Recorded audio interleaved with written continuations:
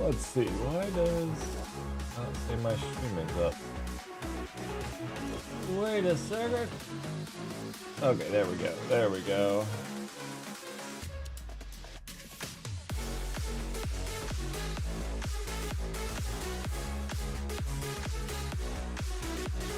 I didn't change the title. Noob mistake. Noob mistake. I had. Surprisingly, I had a lot going on Saturday morning. Yeah, alright,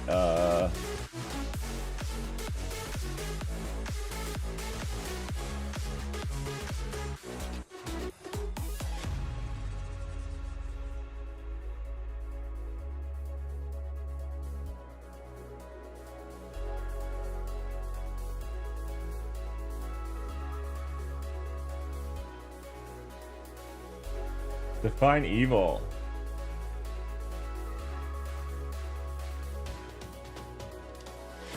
Well, I think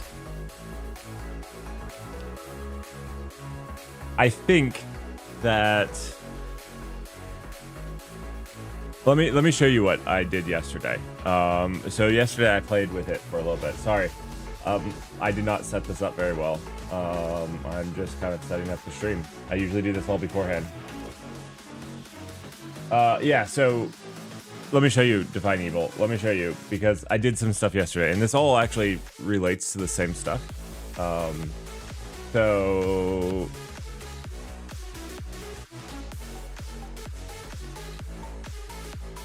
I was using I'm a GUI. So the whole project was, or is this Rust class where I want to help them like just build a real application from start to finish with a few different moving parts to just try to learn and explore the language, but also do it in a practical way. That was the idea. That was the idea. Anyway, so I need a real simple front-end client GUI, and it was either make a TUI, which seemed like a lot, or use something like I'm a GUI. And what I was getting into here when I was looking at just like the hello world, like this is nice and simple, but the problem that I ran into using it for this wasn't this.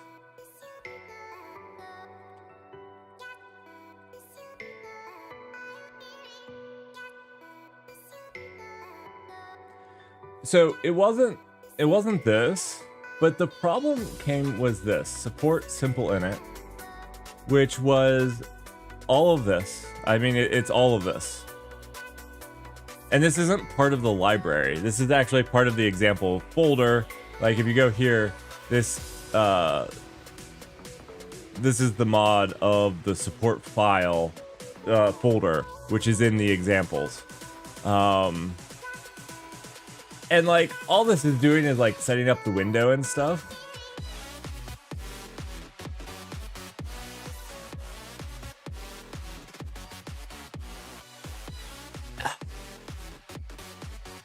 And so like, I don't know, it came to a, do we just have them copy and paste this whole thing? Like, I don't know. I wanted it to be really simple and just focus on making the requests to the back end. This didn't seem like it. This didn't seem like it.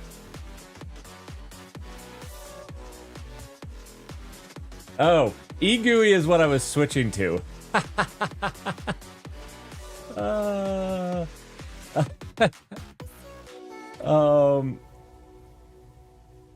Yeah, sure, you can link your project. I think if Nightbot yells at you, I'll yell at Nightbot. If you're... There we go.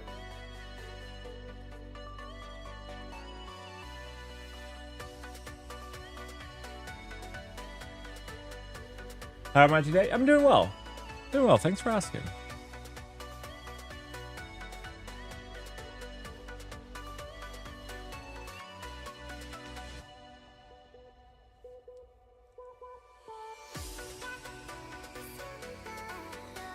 Oh, cool. 82% Nix. That's cool. I've done one stream learning Nix. I need to do it again. I don't want to use Nix for something like this, but I really want to use Nix test. I actually really want to use Nix test. I think Nix test seems really nice for specific things.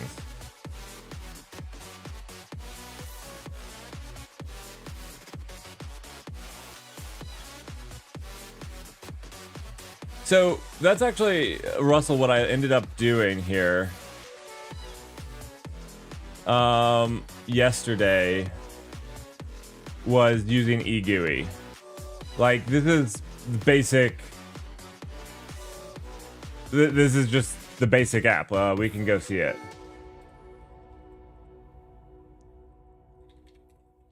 I mean, it's nothing amazing. What we were doing yesterday was basically doing a UI that has a list that has a label, so like the task, and then like a button for like deleting it. So, and yeah, this is all like this. That's it, pretty much it. I mean, all of this is doing is setting up like default data. So yeah, we're anyways using eGUI instead of, yeah. So we still have some stuff to do. Like, this is the task, and then this is like the button for the task. I don't want them to all be on the new line, so I think that I need to do something to like box them together. Whoa. I don't know yet. I haven't really used eGUI, so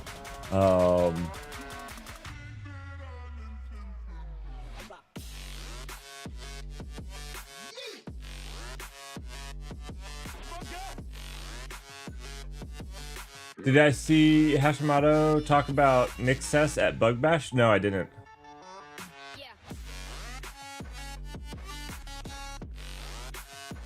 You have a link to that bit? I actually think in a distributed system, especially like testing consensus, that Nix test would be really, like, if I could wrap my head around it and just give it the time, which is all I need to do is like give it the time. Thank you so much for the follow. Thank you for the follow. I think Nix test would be really powerful.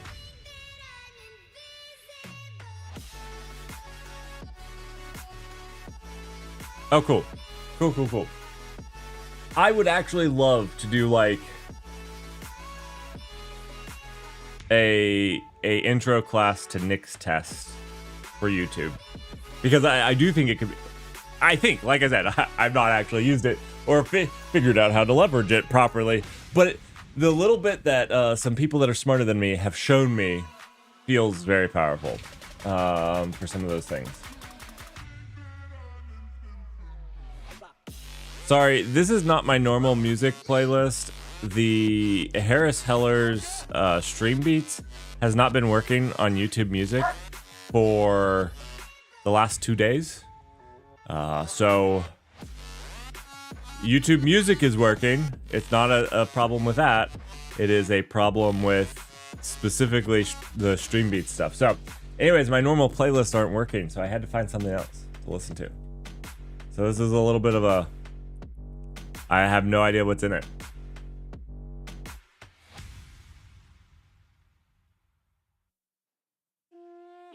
I'm curious which Rust class your title is referring to. It's the one I'm making.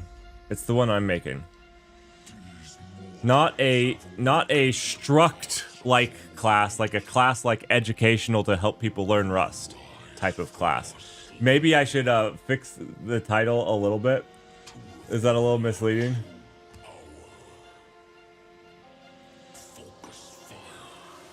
This music is weird. Right. That's what I'm saying. Okay, is that a little misleading? Yeah, I'll use course. Course is a better word. There we go. Finish Rust course. No classes here. There we go. Is that a better title? Is that more acceptable?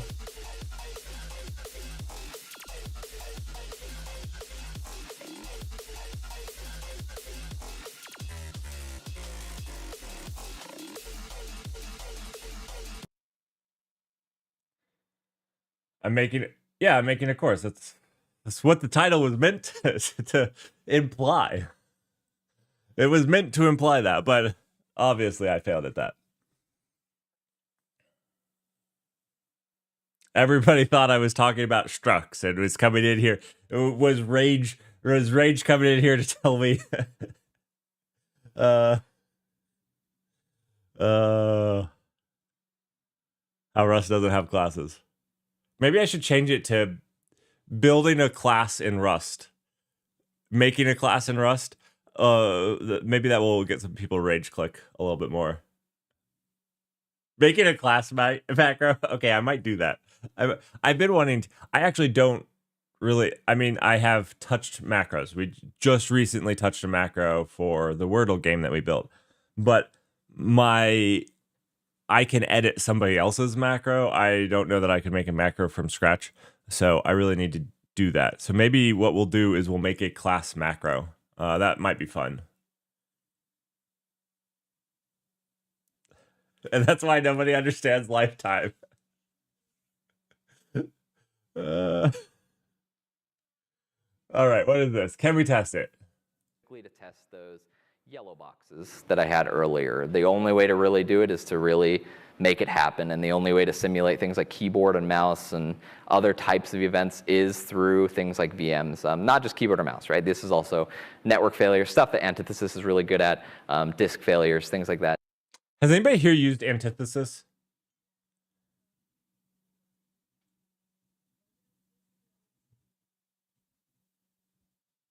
I had never heard of it until like a little bit ago, and like it's actually pretty cool. It does some cool stuff. Oh, Defied Evil. You know, I never know like who's on the other end. Oh. Well, I said it first. I actually think Antithesis is pretty cool.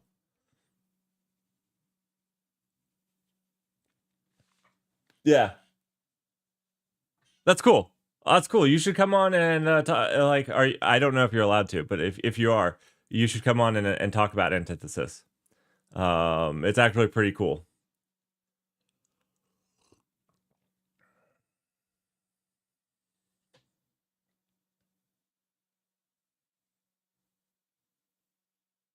Sorry, they just brought up Antithesis. I don't think it has an open source project. I don't think so.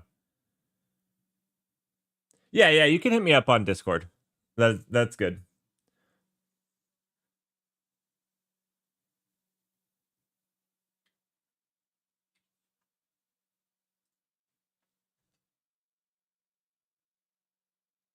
Oh, cool.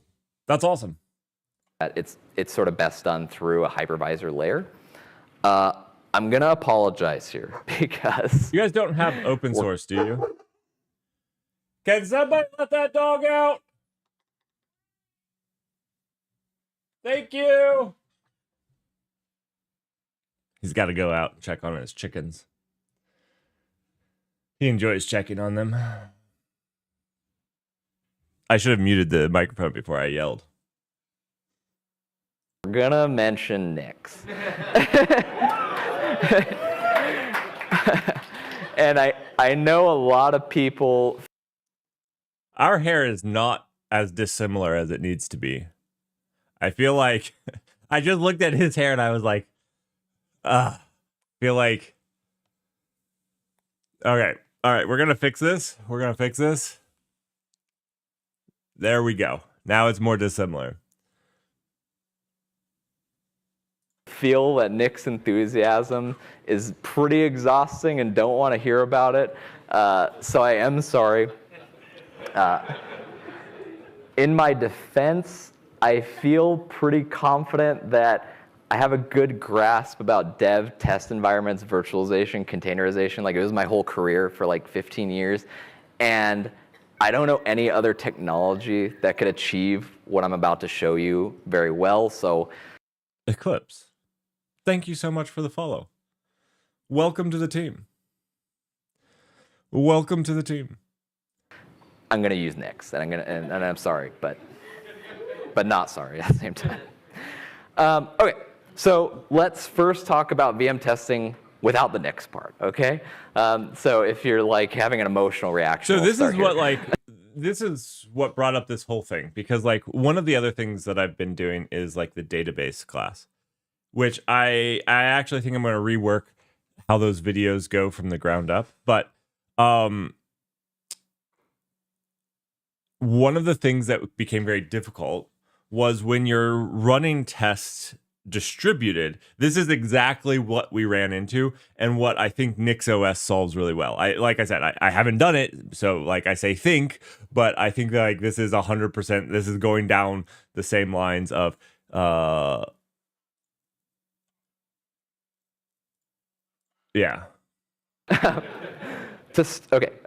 There are some things, like I said, that just require an end-to-end test, and VMs are the best for that. You can maybe get away with containers, but I'm just use them interchangeably if you want. But in this case, I'm just keep using the word VM. VM testing lets you model really complex, pretty much arbitrarily complex states of the world. Specific kernel software versions, specifically the interplay between those. For me, on the desktop side, it lets me simulate different locales. You can also like simulate different hardware. Because you can like simulate like ARM in those VMs, like the hardware backing those VMs. So it does allow you to do quite a bit. Different keyboard layouts, things like that. And you sometimes just need them. So the idea is that you spin up a full VM, you actually run software, synthesize events, and then somehow assert that what you wanted to happen happened. That's usually through screenshots or SSH commands. SSH commands would be like, so what we were using? We were using containers, not VMs, which containers don't allow you to do as much. You don't get the kernel. You don't get to virtualize any hardware or anything like that. So containers limit a whole lot more. But if you're using containers, I was using something like Docker Compose to run all of them, and I was just using the logs. But that's not great. This process is running. This file exists. This file has this contents, whatever. But those are usually the two mechanisms you do it. Okay, now we bring in the Nix.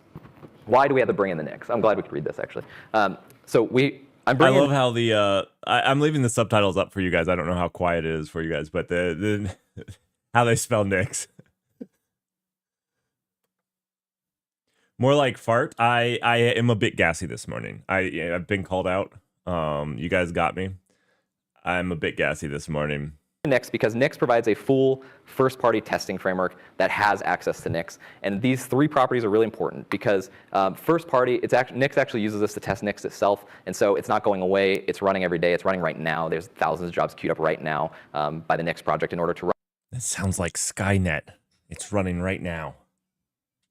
This is not a reaction video. We were just trying to learn. If you just joined, somebody said that, or somebody, I guess I said that I'd like to learn Nix better because I think that Nix testing is actually like solid gold. Whether you use all of Nix or not, Nix testing, solid gold. I said that, somebody brought up that this video is it. So I just wanted to see what it was about. It's called Hydra. Oh gosh. Is it really called Hydra? Okay. Run these types of tests. Second, it's an actual test framework. It doesn't just define how to spin up a VM. It has a full API for writing tests and asserting they pass. And that's important because it's not just like run a Docker image or something. Like Docker provides the runtime for a container, but it's not going to give you the tools to actually test. In that case, this is giving you both sides of the equation. when we did the Docker stuff, there was no way we had to like look through the logs to see if it reached consensus, and that like it actually reached consensus. There was no way to run tests. Absolutely, this 100%. And then third, sorry, go back one. Since it is powered by Nix, this is a benefit because you get full access. Well, the language is probably a detriment, I'm going to be honest. I agree with this. The language is kind of like a worse Python. I actually think the language is kind of sucks. I think the language holds it back. It should be Rust. Nix should be powered by Rust. But the access to Nix packages is a benefit because you get access to basically every version of every piece of semi-popular software that has existed for the past decades. The NullDB is not in Nix, so I don't know what that says about Nix or the NullDB. And this is really important because you could pin specific versions of everything down to kernel libc, everything. So this is the only way I've found when the most annoying desktop users of all time, Debian users, bring an ancient version of long. All right. We all know it's Arch users, so like, please. Long-term support software and say this thing doesn't work. This is the only way I've been able to actually verify it works. So let's take a look at what this looks like. The first step for any VM test is actually define the machine. I put optional pluralization because Nix lets you define multiple machines and do networking between them. We're not going to talk about that. That's like a whole talk. It's probably like a whole degree. For machine configuration, it's just, and these air quotes are doing a lot of work, it is just a NixOS configuration. You could put any. What is the meme? What does not simply NixOS? Is that I believe that's what the meme was. I believe that's the official meme. Anything in there that you would configure a full Nix installation with. So that means, like I said, that means anything: kernels, drivers, users packages, everything. Step 2 is actually defining the tests. The tests are written in Python. They're not written in Nix. So you actually put a string or a meta file with your tests here, and Nix gives you this full Python API that gives you some nice high-level stuff, like waiting for systemd units, since NixOS uses systemd. Actually, Who you can knew even do that OCR. I would you want can wait for certain Python text to appear on the over screen, another and it just language? handles that for you. And it's just Python, and one of the things you get out of this is you actually can access a REPL, so you could have the VM and just use the REPL to be playing around with your tests. So that's good. In this case, we're defining a test that the Alice user, I forgot to mention this in the previous one, we installed Firefox for Alice. The Alice user has Firefox and root does not have Firefox. Obviously a toy example, but you could do anything here. And then step 3 is you have to run them. Again, hand waving going on here, as you have to do whenever you talk about Nix. But basically the important thing is you have a mechanism built into the framework runtime to run the tests, to get a REPL to debug the tests, to develop the tests. There's no NullDB Nix package request. There is none. I wouldn't make one either, because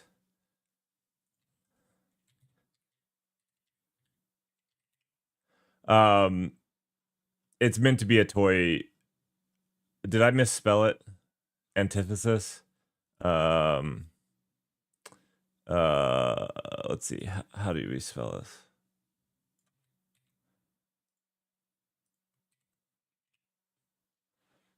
I need to go to their website, which is Antithesis. Is it .io? I think it's .io.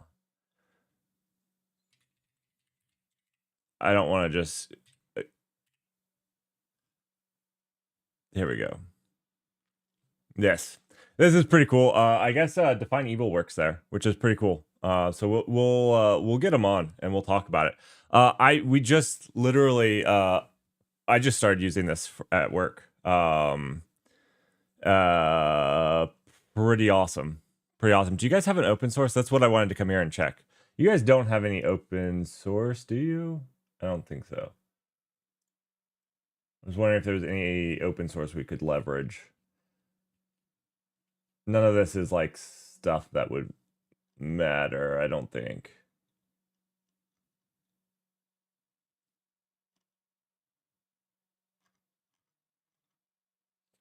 Probably not.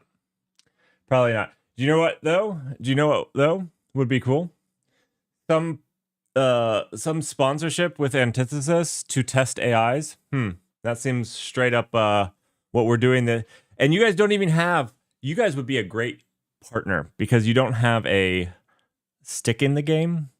That's not skin in the game. You guys don't have skin in the AI model game. So it might be a perfect match. Who knows? But antithesis is pretty cool. Okay. All right. Nope, not this. Not this. Nix test. We do actually have some Nix test. So we had a great community member that made a PR to the Null DB. Null DB.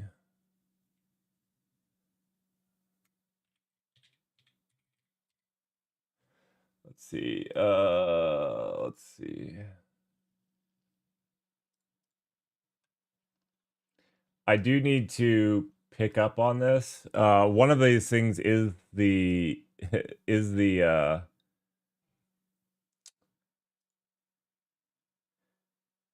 one of these is the Nix test that I need to do. So we can look at those here.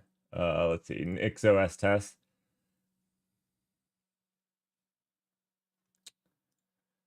So this implements Nix test. But I need to do something simpler just to learn Nix test. Like we went through this, but I didn't fully understand it, which was, I mean, I just didn't give it enough time. I don't know, maybe I'm not smart enough, but I think it was just, I didn't give it enough time.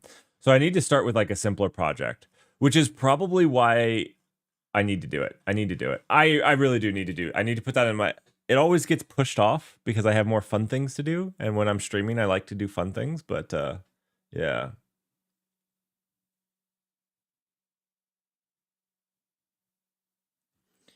Right, you're AI neutral, so you could sponsor the AI games and help with testing the AIs without being biased. You know, it's like if I got GitHub to sponsor me, you know, that's bias, right? I need somebody AI neutral to partner with. All right, we're back to this. We're back to this. That's cool. I'm gonna watch more of this later.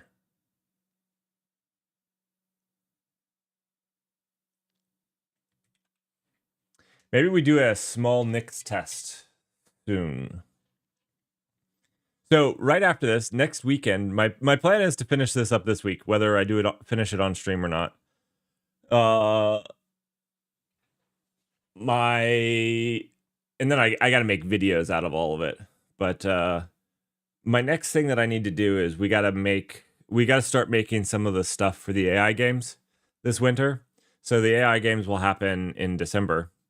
And I've got to start making the things that will test the AIs. So we've got to go through and start doing that. This year, I want most of the tests to be automated. Also, remember, I am taking volunteers to help with the advent of AI. So that's where we make a advent of code style problem for the AI to solve, but one that they've never seen before. So I was pretty happy with the last one, but I feel like with a couple people, we could come up with one that's even better. The last one wasn't hard. It was just making it pay attention to details. And so like there was nothing challenging about it. The whole problem was pretty simple. So I'd like to do one where the challenge actually ramps up, where there's stuff that's actually hard to do in a sane amount of time. But we'll see if we get there. All right, let's see. This, what we were going to look for is this. We're in eGUI.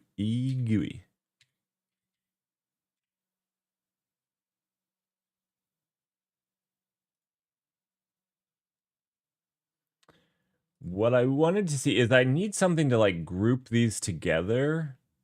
Like these two things need to be grouped together so they're on the same line. And we're in a scroll area vertical. I could do like in this, like a scroll area horizontal, but that seems wrong.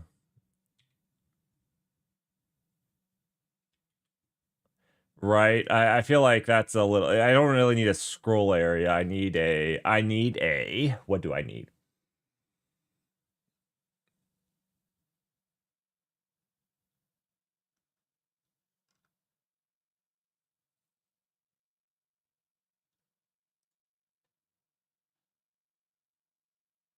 See, like I want something like this. Like I want this where I have the thing over here and some things over here. How do I do that?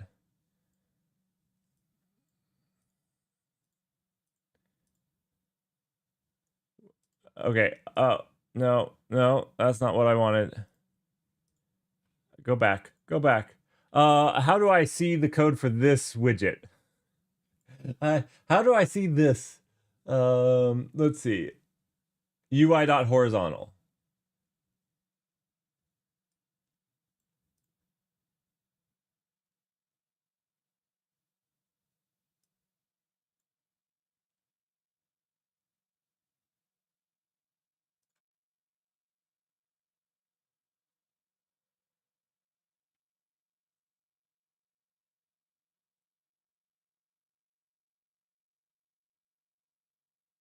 So is this NixOS test basically for spinning up a repeatable underlying OS and then putting your apps through some random scenarios? So Russell, and I'm not gonna sit here and talk to you as an expert. Let me preface the beginning just in case I don't say it through. This is my current understanding. My current understanding from what happened with the Null DB, what Dirk did for the Null DB, what we talked about when Dirk joined. So I'm just going to pull this up here really quickly. So my understanding here is one of the things that we were struggling with is automated testing of our consensus, right? Because what we could do was run it in a bunch of containers. And so what NixOS can do is basically leverage the Nix test framework as well as the Nix, like, I'm going to say like VM. So like, because it has access to all those packages. So it can basically build 3 VMs to run our piece of software with the exact packages, at the exact version that we want, to make it very repeatable. And we can run those tests as well as run then like some Python that tests the output of those so that we can verify that they reach consensus and stuff like that. That's the idea that I have. And I think that's actually really, really cool. I realize that, hey buddy, you want to come here? Come here, come on, come here. What did you bring? Oh, what? Did you bring us something? Come here. You want to show them what you brought? You want to show them what you brought? You want to show them? You want to show them? Come here. Good boy. Good boy. Yeah. You brought me something. That's a good boy. You're like 110 pounds. Yeah. Yeah, you brought up a rabbit. Good boy. Okay. Okay, good boy. Good boy.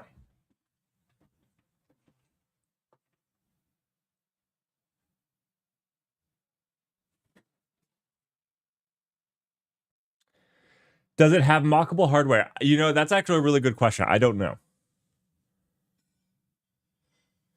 I don't know if it has the mockable hardware like you would get with like a KVM where you could actually mock out the hardware. Like I don't know the full extent of NixOS VMs. I'm guessing that it runs on KVM, right? Like that would be my guess. They didn't make a hypervisor or anything. Like there's two possibilities. It runs on KVM or like with like the standard way that KVM leverages the kernel features, or the other option is that it's not a real VM and it's more like a container and it just mocks those things out, and then no, it wouldn't be able to. But my guess would be that yes, it does.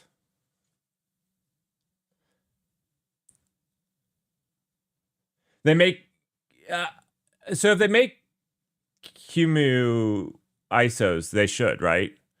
I mean, as long as it's running like a standard VM, it should be possible. Whether they do it or not, I don't know. For the consensus test, I'm going to want to control network 100%. 100%. Because like one of the tests would be like a split brain scenario. You'd want to have 7 and you'd want to like do split networking and test that either when consensus fails, you stop writes, or you know whatever the right thing to do then is. Yeah.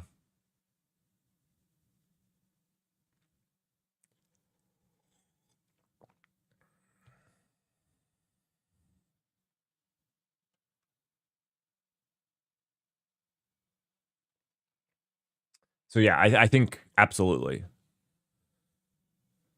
Scott B, how are you doing? Now, I can't tell you, again, I can't tell you if it does.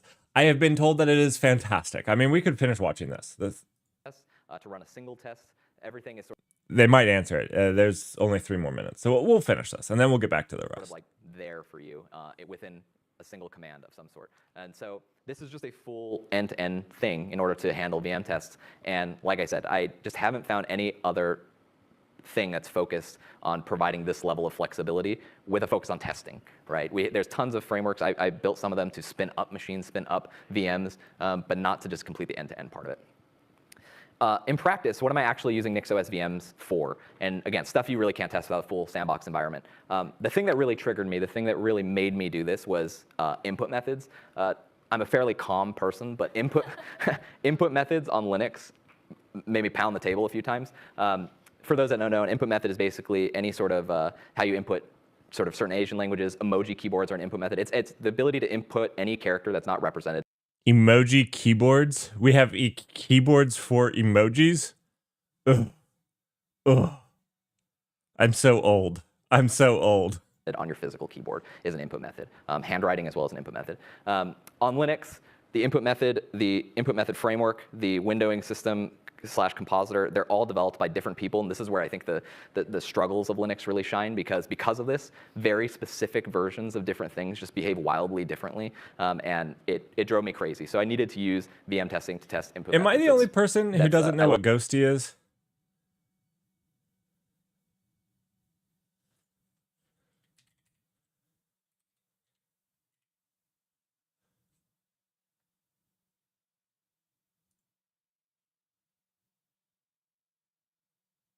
Oh, I did know what this was.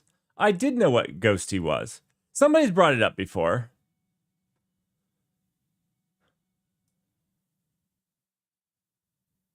I knew what this was. I knew what this was. Sorry.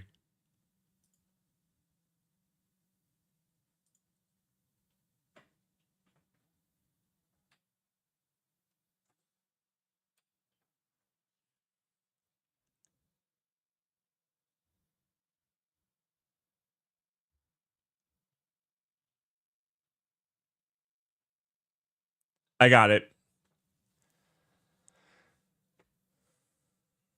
Love Linux, I use NixOS, but that's in contrast to something like Apple, where you could really clearly tell there's some vertical mandate that all these things must work together in lockstep.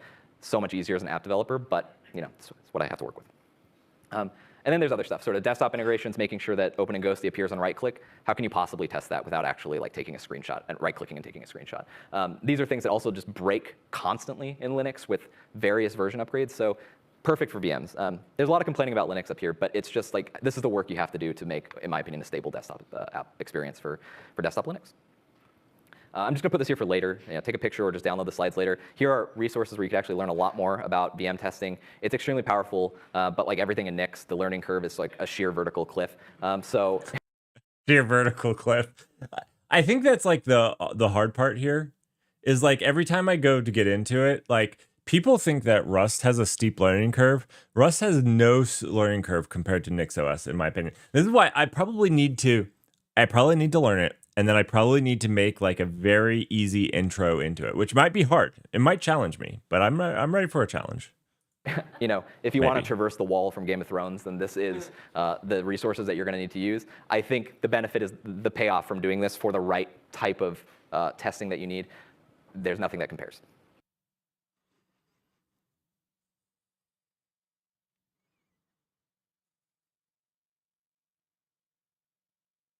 Learning Nix the hard way. The only way.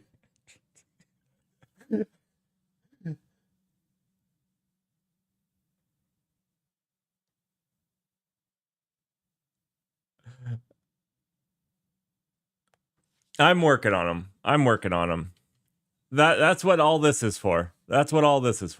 I'm working on more Rust videos.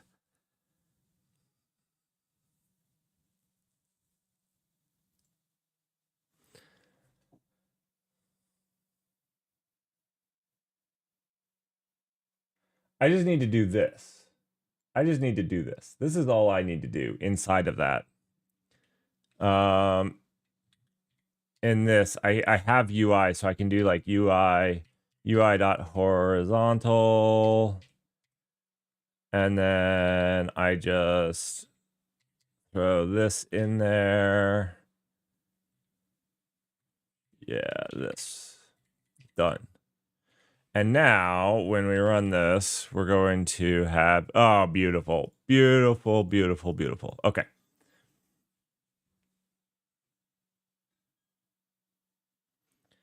Define evil. You guys... So you at Antithesis use Nix for testing? Does Antithesis itself use Nix? I mean, you might not be able to answer that, which is fine. Don't worry. Oh, you sponsor it? Okay, fair. Fair.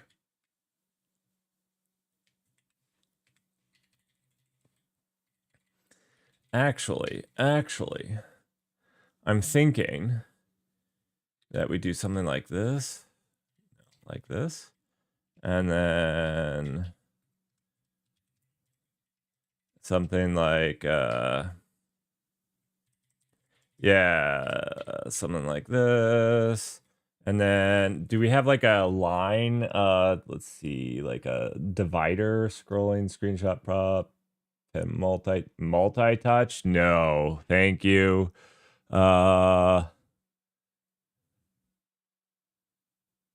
Bezier curve. We could use one of those to make a line. I just wanted like a divider, really.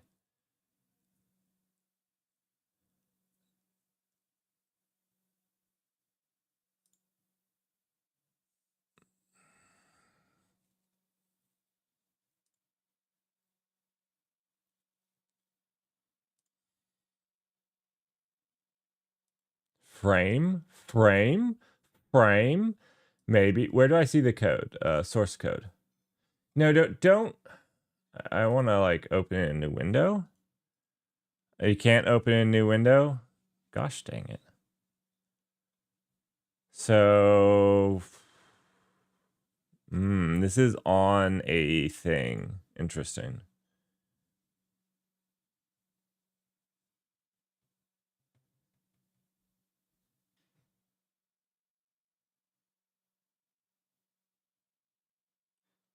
That makes sense. That makes sense.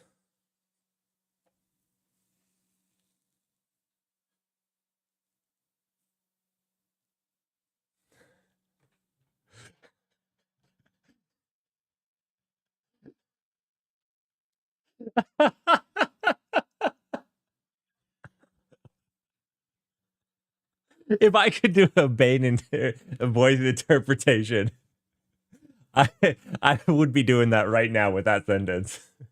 Oh, you think Nix is your ally, but you merely adopted it. That was good. That was good. That needs to be Antithesis homepage. You guys need to update it. You guys need to update it.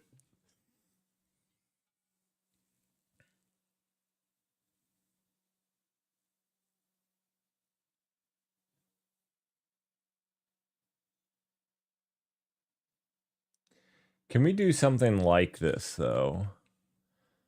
In here.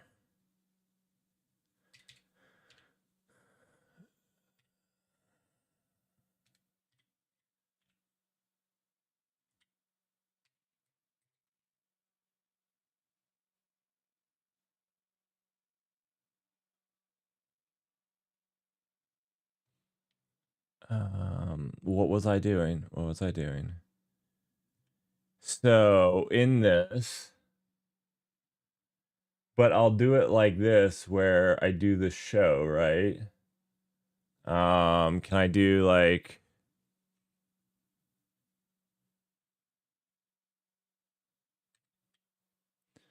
So in this, we do dot show at the end of the whole thing. So if we do this, and then we do dot show,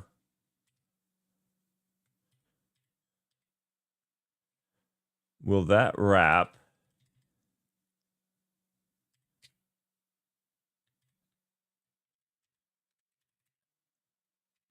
Will that wrap this whole thing? Like, I want this whole thing to be wrapped. I don't know yet. Let's see. Let's see.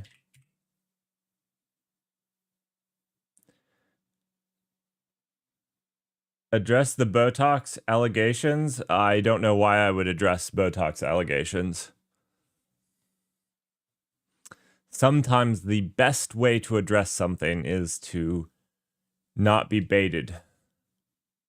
Do people think that I look like that would be interesting if people thought that I looked like I used Botox. That would be interesting. I would have to admit that I would be intrigued as to what led to that. Is it all the wrinkles? Is it all the wrinkles? What's the background? Why is it blue? I don't want it to be blue.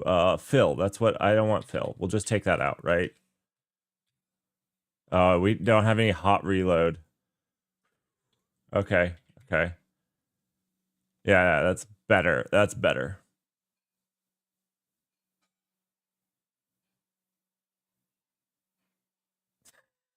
Addressed. It's been addressed.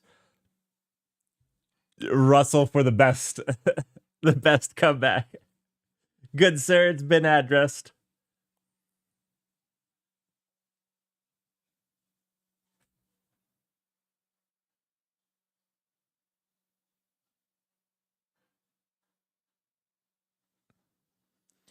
No, I don't.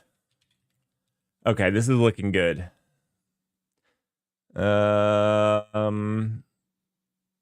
Now we want to do this for each. Oh. I actually want to do this for each. So let's move this here. I think. And that means this here. Right? Yeah.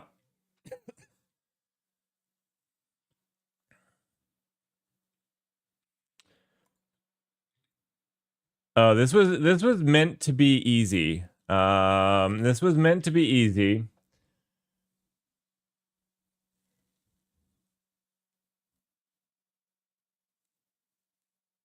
Okay, this is actually kind of looking good. I mean, like, finish the task. We'll have like what the task was.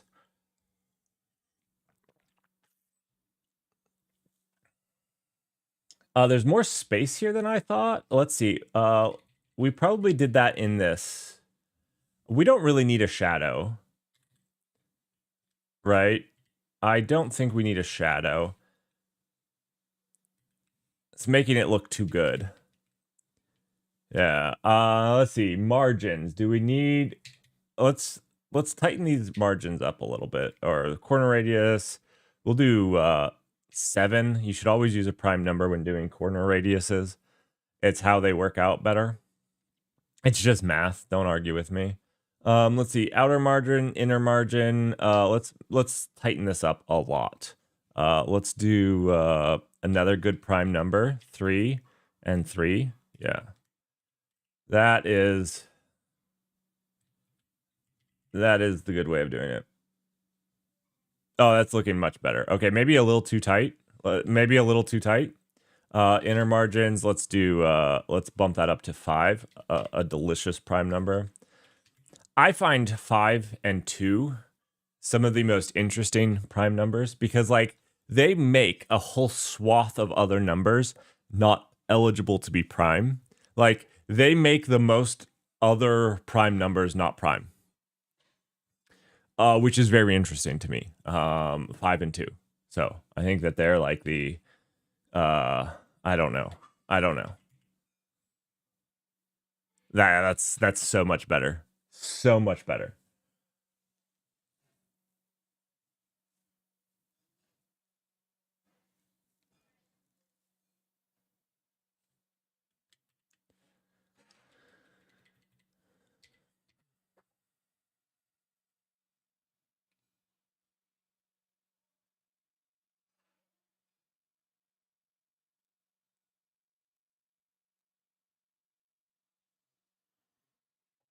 All right. So now we just have to populate this from data, right? That's all. We got to make a call to get data. So how we're going to do that? I guess that's here, right? So we're just going to make a loop here to pull data. Oh, this is interesting. Because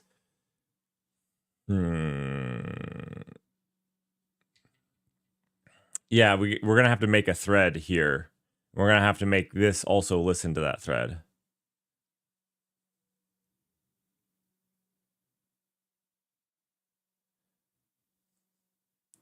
Define evil, you're not wrong. I always find that to be an interesting concept because in theory, every prime makes an infinite number of other primes not prime. But if we say in the first 1,000,000, they make the most, right? And if we say in the first X, make X anything, they make the most, right? And as X approaches infinity, they will continue to make the most primes not prime. And that's actually mathematically provable. So I actually think that it's actually acceptable to say in an infinite time series, they still make the most. And now there's two lines of thinking. Can you have more infinite or less infinite? Like, what if you add infinite plus infinite? What does that make? I'm of the opinion that you can have more infinite than less infinite. I do believe that is the case, and I believe this is my argument for it. Just because, yeah, the rate is higher. Like, way higher than any of the other ones. Way higher. I found this really interesting, and I know that none of you care about this, but you guys all know what cicadas are, right?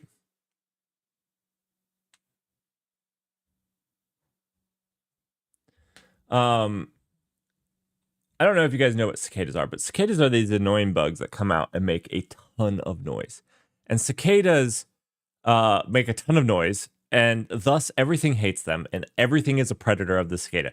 The cicada is not a natural predator to anything that I'm aware of, and everything hates the cicada because it makes just a butt ton of it makes a metric butt ton of noise.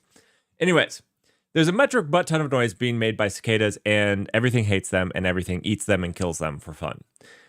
And because of that, their defense mechanism is to come out in masses. And they come out in masses in prime numbers. And the reason they come out in masses in prime numbers is because, or at least this is the documentary that I watched. I watched some math documentaries. I theorized that it was because when cicadas mix, there's a lot of different types of cicadas. They actually come out like spread out. And so coming out in prime numbers, they actually have the fewest overlap years where they come out at the same time. We're talking like hundreds of years. So it's actually kind of cool that, that's kind of a base premise of prime numbers is that they don't overlap that often, except for 2 and 5. 2 and 5 overlap all the time. They don't overlap other primes. I got it, but because they make the other things not prime. Oh, anyways.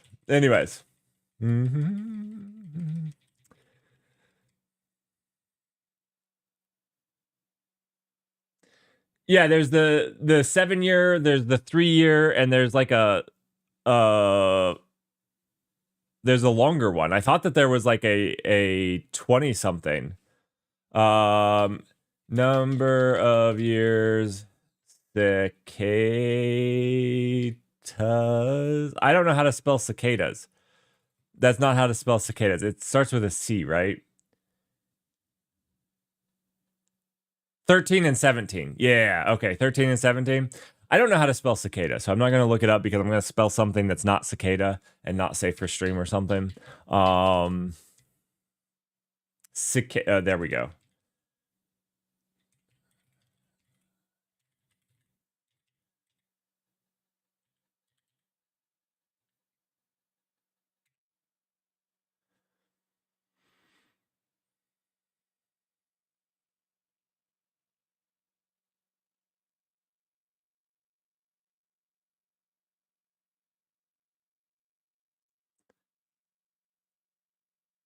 So it is commonly referred to any of the 7 species of genus.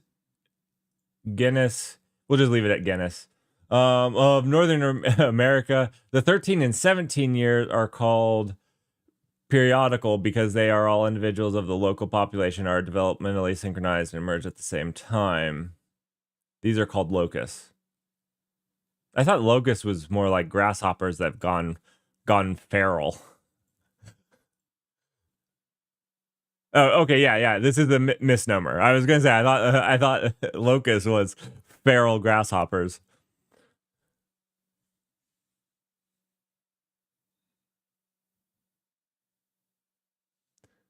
See ya, Scott.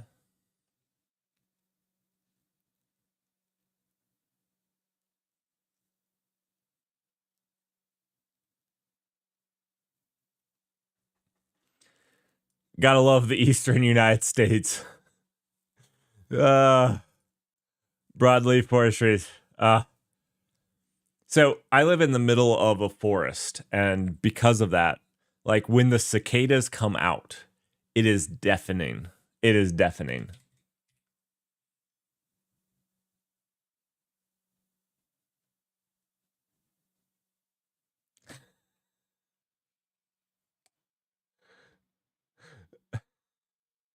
See it define evil.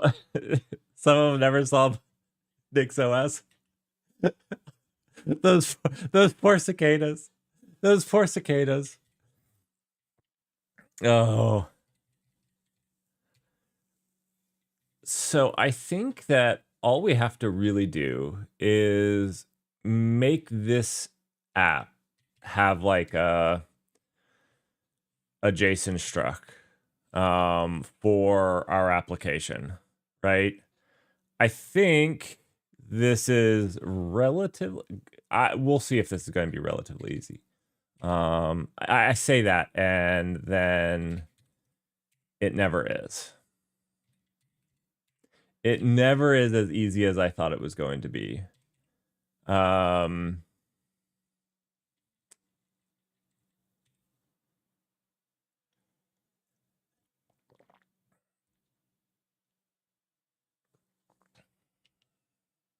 Do I leverage? I think I do. I think it's maybe a cool thing to do. Since I'm in a workspace, I should be able to import this as a thing, right? So like we return these to-dos, right? JSON to-do. And we should be able to leverage this in the client because we're in a workspace, right? I did this a long time ago. A really long time. Can I stumble through this? I probably can. So we want to do something like to-dos equals a JSON of to-dos. Do we need a list of to-dos? This only returns one.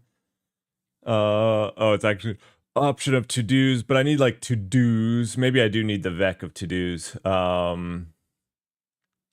Do I have a call that gets all of them? I do have a call that gets all of them. That's a post to-do, get to-dos. Yeah. This returns. Yeah, this returns a JSON option vec to-dos. Okay. So we'll take this. Go here. That's what we want.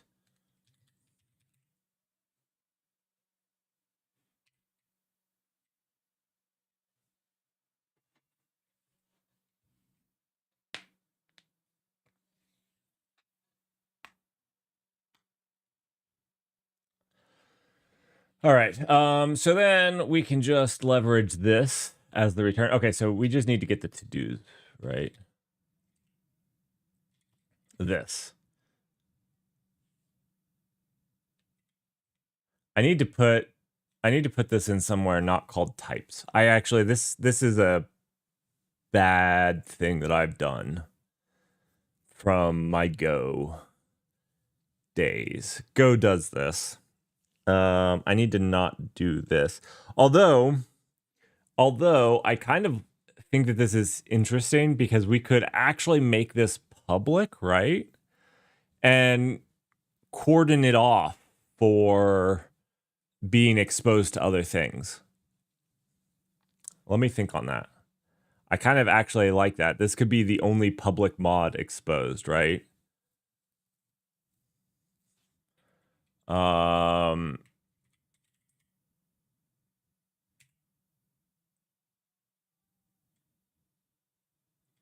Right, these don't need to be public.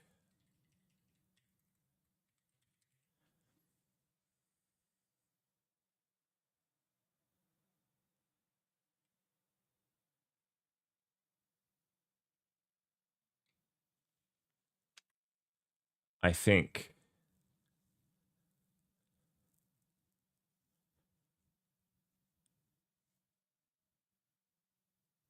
I think this is correct.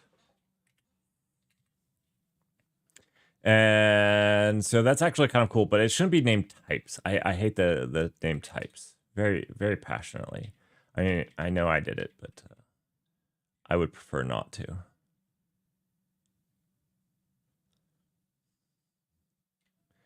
Then we need to include Axum over here.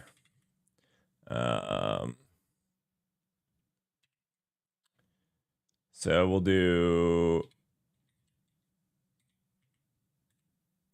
what is it? It's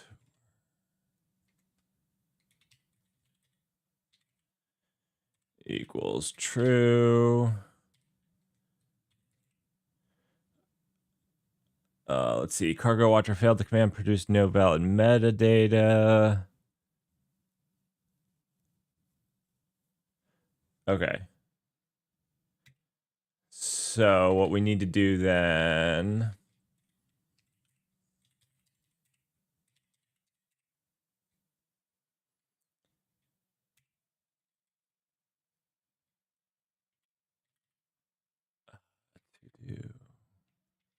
Cargo, we're going to just take this. We're going to take this. We're going to change this to workspace. We're going to jump back over here. We're going to throw this down here. The other thing that we need to jump over here is while we're doing this, we might as well. Don't we use request? Don't we use request to make the request?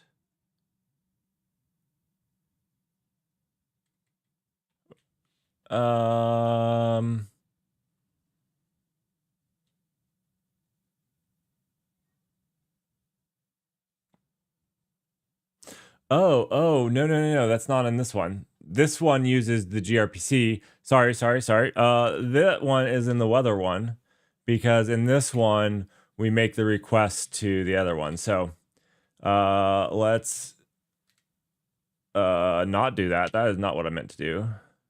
I want to copy this and then I want to turn this to workspace. I know I'm maybe making a course live a good Twitch thing. Maybe it's just not fun. Maybe it's just not fun.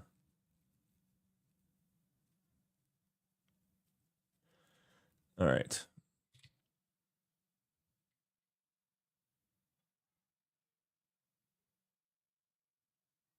Oh, I screwed this up. What we need to do is this right here, not version workspace. Workspace equals true, right? That's what we need to do. All right, and then we got to go over here. We got to go to our cargo here and drop this here. And that fixes that, but now we got to go back to the to-do. Anybody have weekend plans we can talk about? We can talk about something. Yeah, I screwed this one up too. I don't know why I was doing version equals workspace. Sometimes the things you do. All right. Now we should work, right? Cargo build bin client.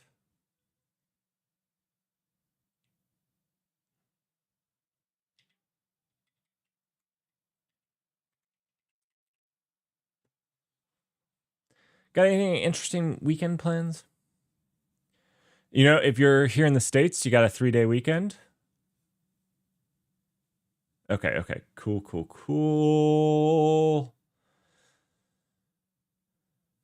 We should need to, let's see. I got this. It should be the client. I'm open here. This should be, we should be able to import this.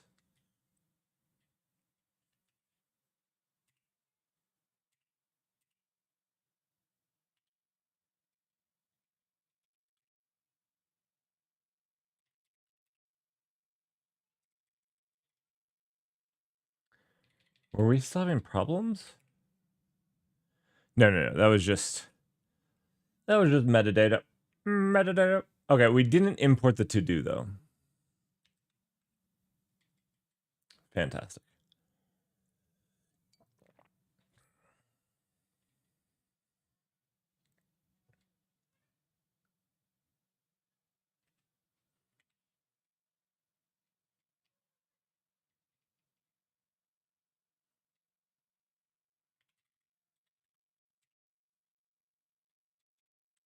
So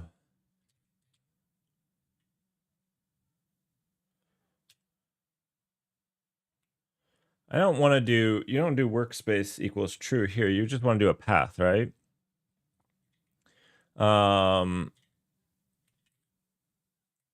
Yeah, something like that, right?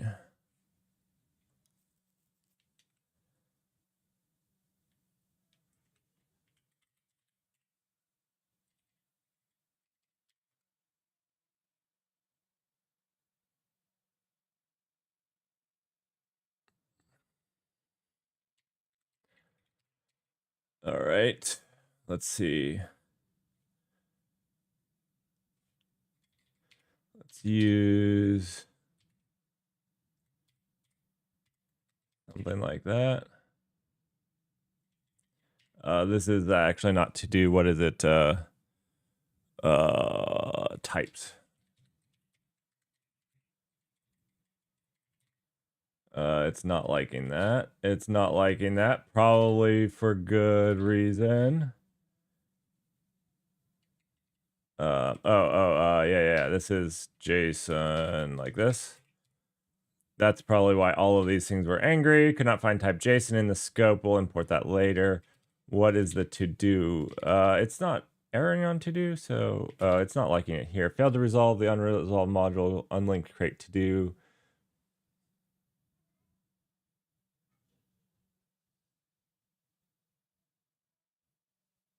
Good morning. How are you doing today? Do you have any good plans for the weekend? Do you have a 3-day weekend? I don't think everybody's Labor Day lines up. I think like the UK had it last week. Maybe they have it this week too. Maybe they have it this week as well.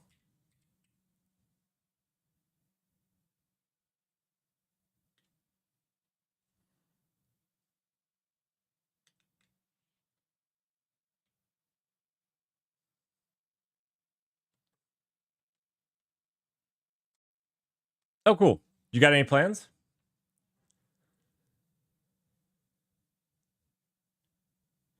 Oh, I'm sorry, Russell. I'm sorry. That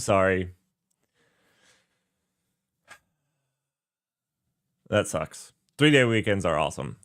I might stream a little on Monday. I have an electrician coming over Monday. I'll talk with them. I won't know when I'll have power. So our final connection of our solar is due to happen on Monday. So right now we've just had solar panels. Thank you so much for the follow. Solar panels sitting on our roof, doing absolutely nothing. But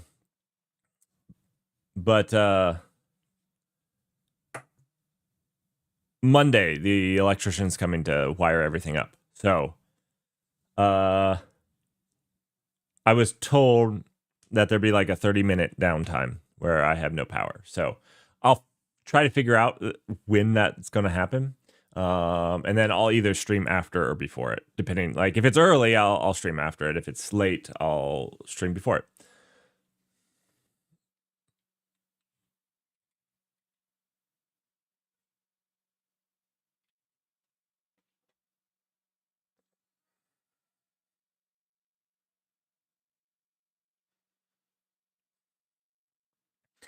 I actually want to build. I think it would be a really cool open source project to build LLM workflows that do a specific thing. I've been mulling around exactly how to execute it, but like LLM workflows that you could run in a GitHub action to do stuff. But like make them really well worked out so that like they're actually really useful. I don't know. I don't know.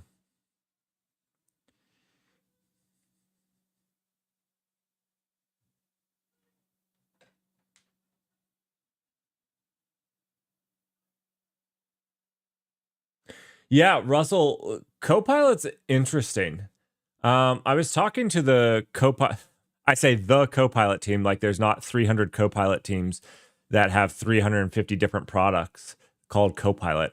I was talking to the Copilot team that makes Copilot, and it's actually really interesting. Like they went with every request is a premium request. Like every premium request is one request. So you know how like with with a lot of models, like you ask it something and there's the token for what you ask, and then there's the tokens for all the output, and then there's the tokens for all the thinking, and you actually don't know how much your thing that you ask is going to cost. Well, the interesting approach GitHub takes is every request is one premium token, period. That's their thing. And that's what they're running with right now. I don't know how long that will last. It seems like it's not sustainable. I don't know. But I did know that was how they did it, because I straight up asked. I was like, that seems ridiculous. And they're like, that's what we're doing. It's like, all right.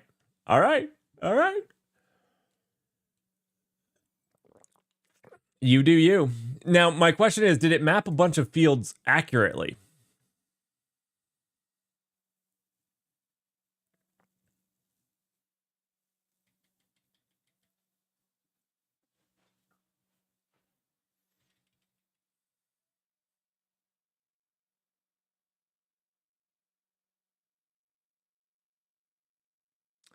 I think that's a crucial key there, Russell.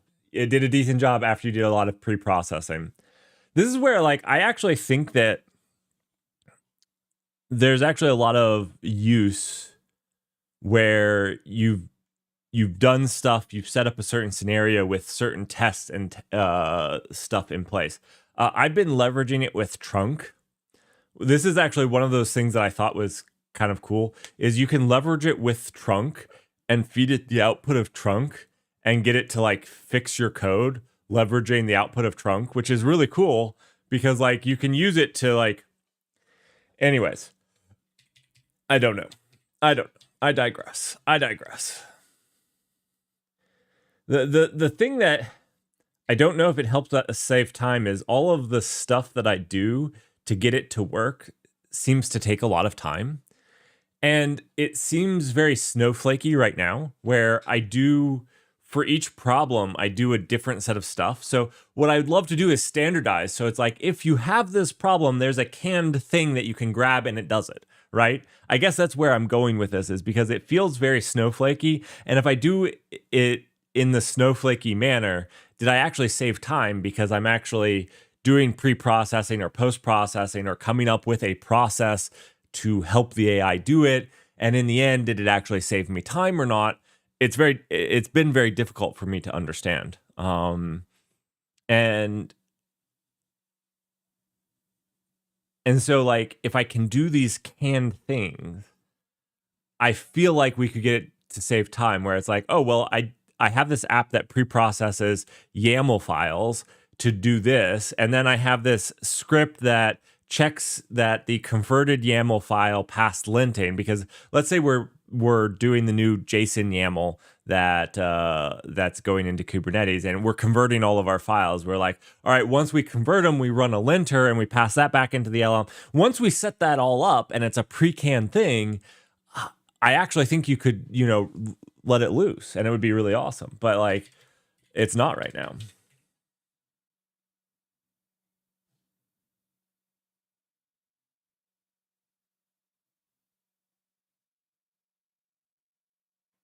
Exactly, Russell. Exactly. This is what and this is the pre-canned type of things. Not similar enough to code it though. This is the problem. I haven't been able to like. I if you think of something, let me know. I'd love to make an open source thing like that because I think it would be useful. I just haven't I haven't gotten to the problem that needed it yet. That that required that solution. I can't even say the stupid word now. Okay. Moving on. Why did this not work? Did I not save it? Come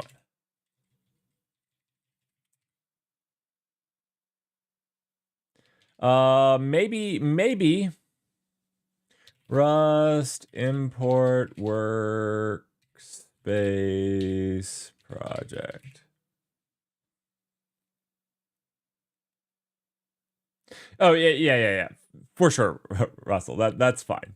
I was just saying I wanted to do something for open source for people because I think one of the reasons I would like to do it as just like a boilerplate for people to like, hey, this is a good way of doing this and solving this.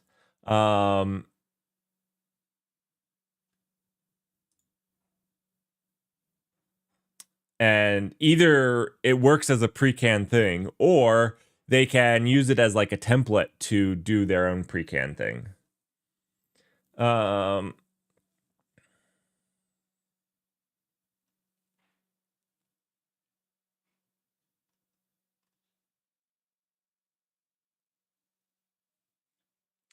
That's not what I wanted.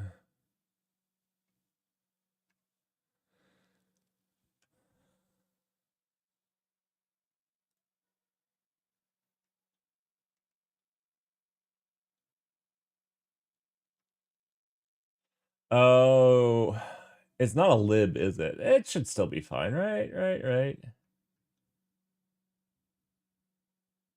This is what I did.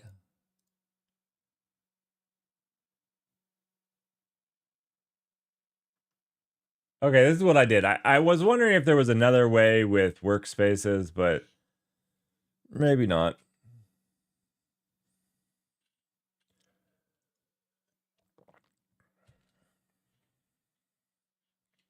So then what did I screw up?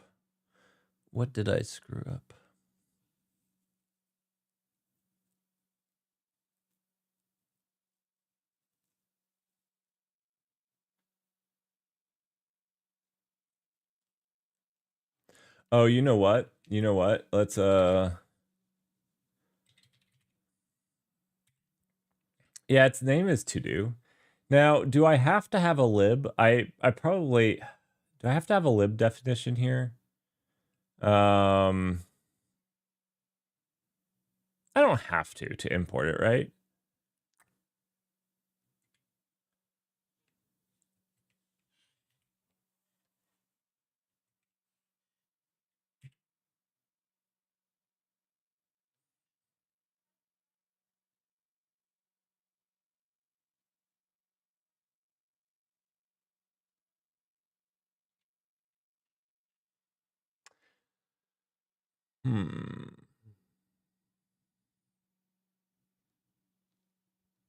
Maybe I do. I don't know. I haven't done this for a little while. I know the ones that I have done this, the shared one has been a lib.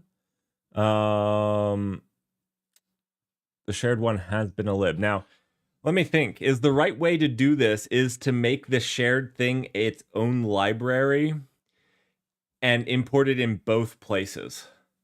Is that the right way of doing this? Does that feel gross or correct?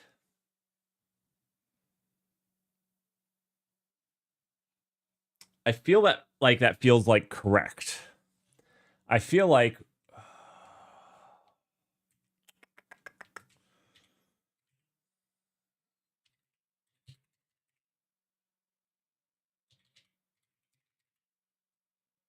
um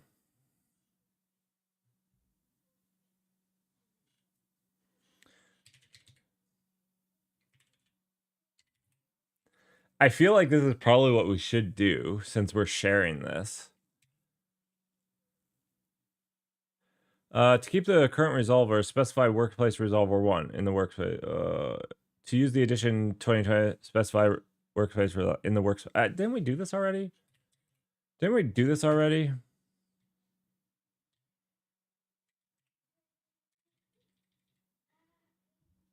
Yeah. We did.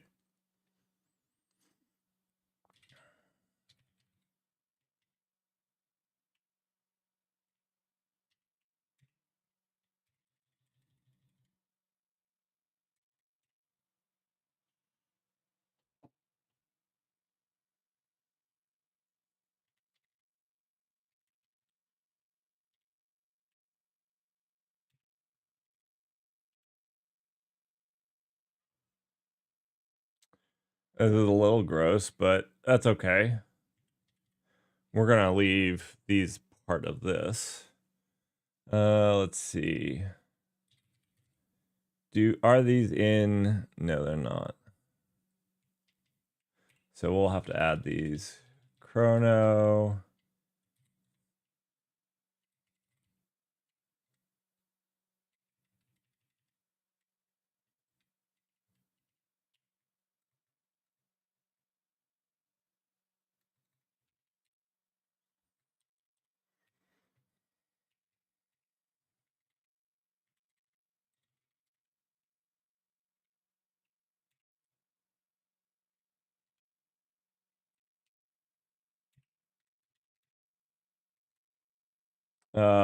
What was it? It was Chrono and can't remember.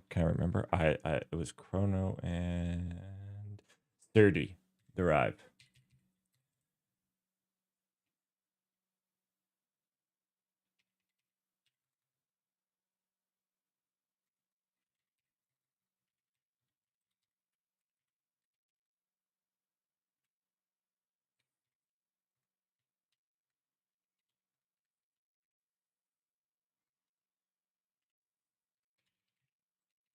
All right. And now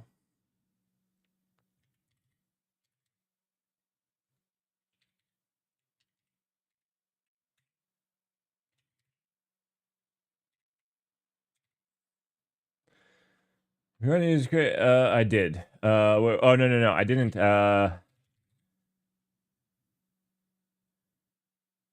What I need to do here is go here. Oh no.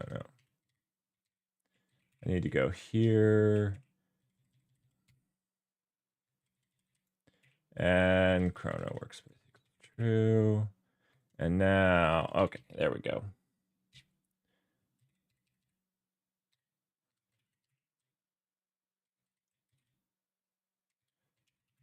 This is actually pretty cool. Actually, I like how this turned out because we're going to teach them how to make a library, which this makes a library.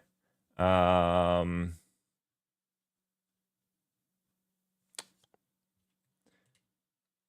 you can see like it doesn't have a main function, and it has instead of a main, it has a lib.rs. So this is cool. I think we could have done it in the other project just fine, making just a lib.rs, but this makes it a little bit more, we're sharing it. I like it.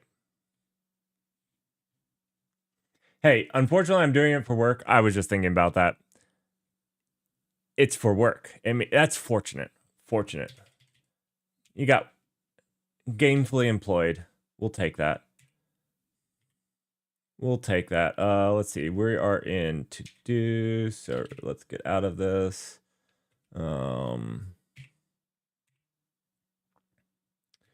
Let's just open this back up to see if I don't know. Yeah, I think that was just transient errors. It seems like once that fails, it has a hard time getting out of it. All right. So we should be able to import types. Types.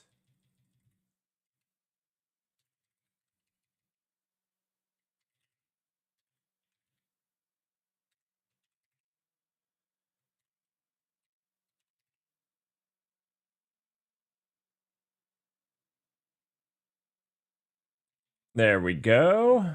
Done. All right. Now we just need to import JSON from Axum. Done.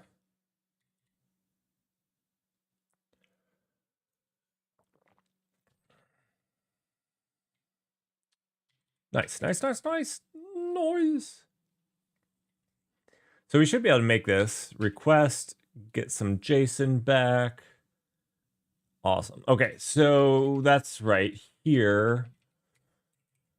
We're going to need to do something like create a pooling thread, because this is going to be the UI thread.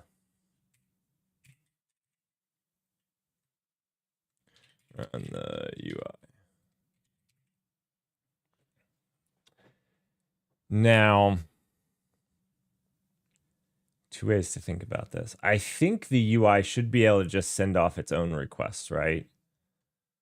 So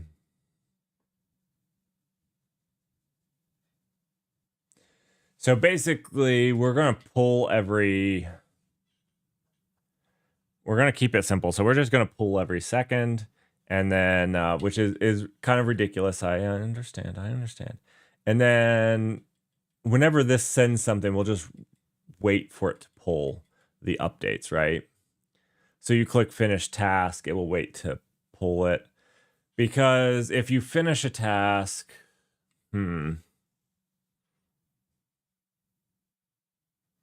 should return a JSON blob of the task that you finished. But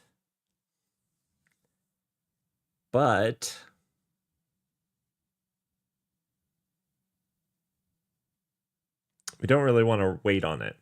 And I don't want to over-engineer this, because like really we should like make a webhook to it to get updates. But we don't want to do that. We could long pull. Maybe we'll just long pull. And then we'll have to update the back end for updates. I'm going to do this really stupid simple. It's going to be not great, but maybe after these we could just do a pull. Like anytime we click one of these buttons, we do a fresh pull.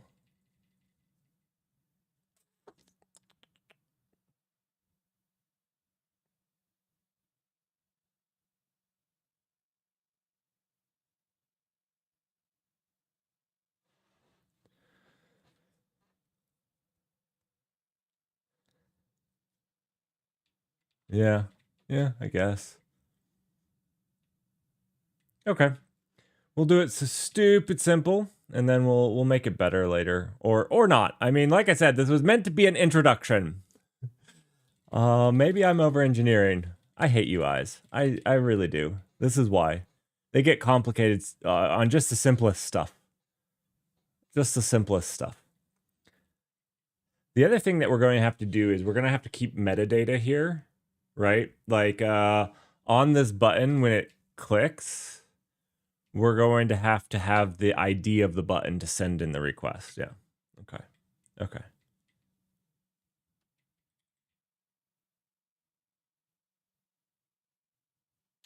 All right. Let's see.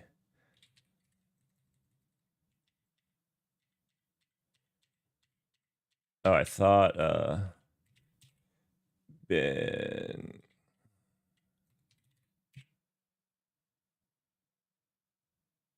Okay. Oh, okay. Here, can we just do JSON equals none? Yeah. That should be fine. Because we need to get the request, and then that's what we're going to build this off of. Okay. And then this is an option of a vec of to-dos. Ooh, that's kind of gross. Is that what we really did? I feel like that's what we did, but that feels very gross. I'm sure that there's a reason we did it that way.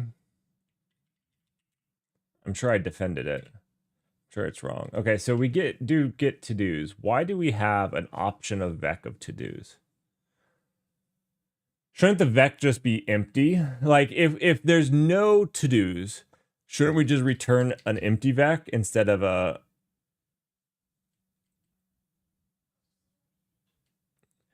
Oh, this is in case there's an error. Okay, okay.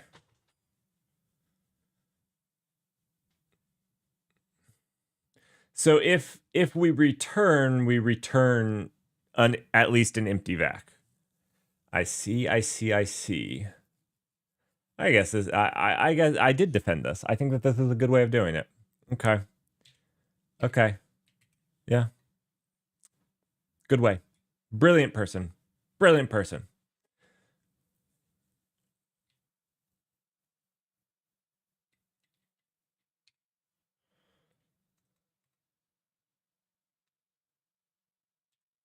Let's see what this is. Oh, do we not? We need to do Tokyo here. Let's, ooh. Don't do this. Don't do this. That's gross. No, we need to do, Tokyo, right? Not that. Tokyo main. And we need to include Tokyo in this.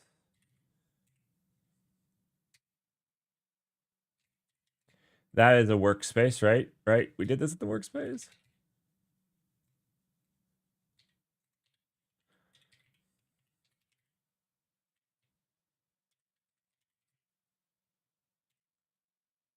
No, we didn't do it in the workspace. Okay, that sucks. We gotta get this in the workspace.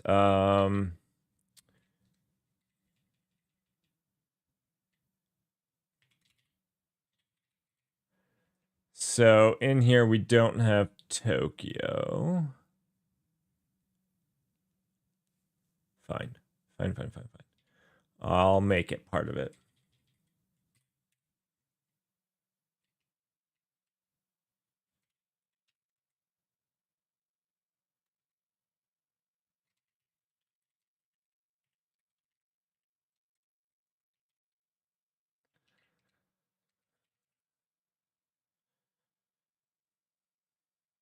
Okay. Cargo toml here.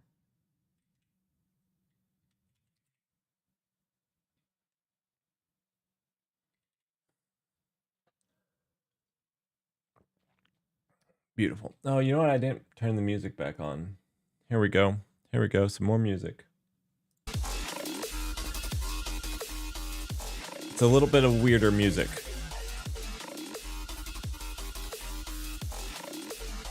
Let me know if you like it more, less.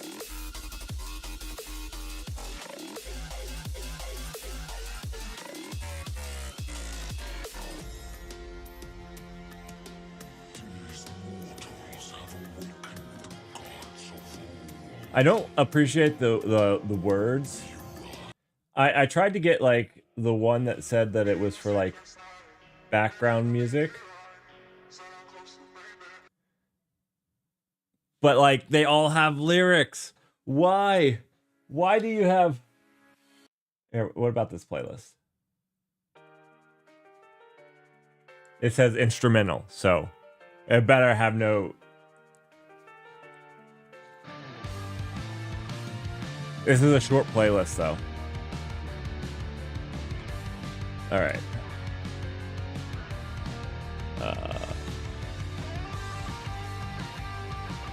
So this is a fine breakout. I was hoping that it would make the... Okay, fine, whatever. But we gotta do like... let TX RX. Yeah. Okay. There we go. Okay, so basically we're gonna have to. Ooh.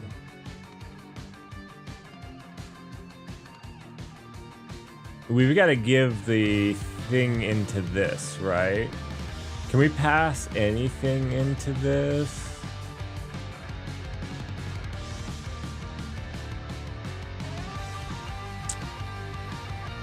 Or do we need to pass it into the app? I think we need to pass it into this. Okay.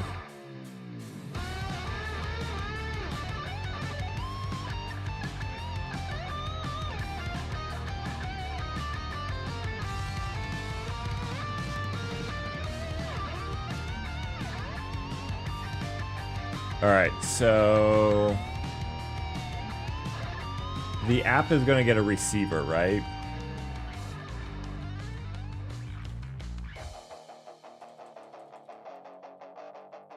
And this is actually going to pass Jason, not Jason, just Jason. It's going to pass Jason up. Vec to do. There's our Jason. Thanks everybody for showing up, hanging out.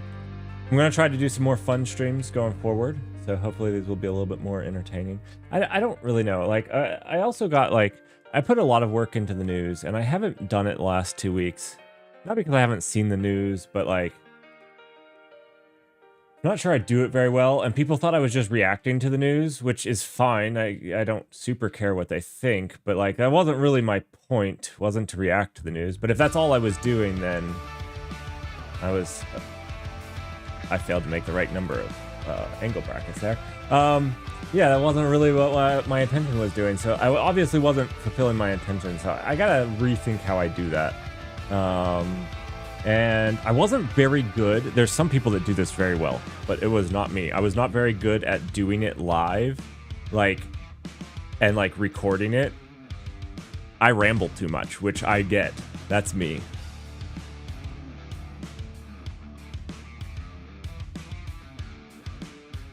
Entropy gravity well. Rust is fun. I agree. Rust is fun. I want to do some more fun projects. This isn't necessarily a fun project. Nobody looks at yet another to-do app. That's what we're naming this. Yet another to-do app. That's actually it's going to be its name. As a fun project. It's not a fun project. Especially because we're not trying to over-engineer it. We're not trying to do anything interesting with it. We're literally saying, hey, this is actually over-engineered. To be fair, that's fine. We were trying to do it as a educational project with very set defined steps. So it's kind of boring on purpose.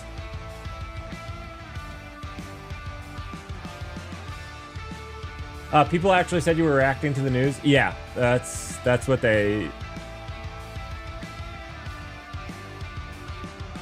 Just like schoolboy. I know, Dutch. I hate it too. I'm not very good.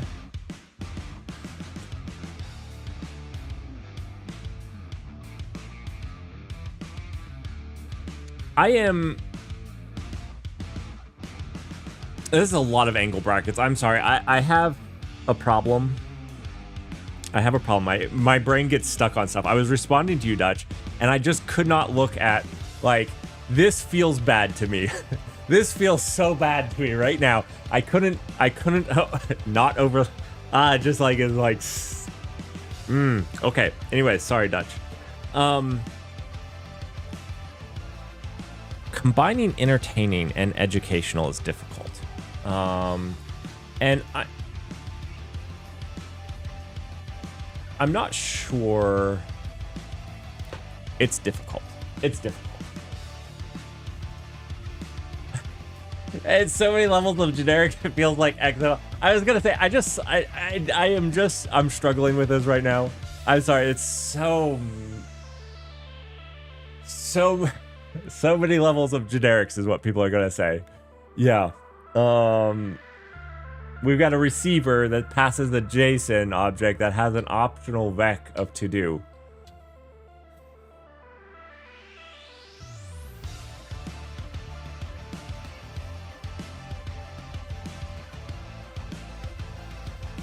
You saw 3 pointers and you were dereferencing 3 times in C++ ones. I mean, to be fair,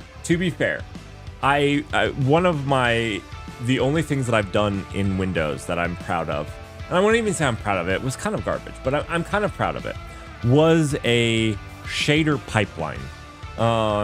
And it used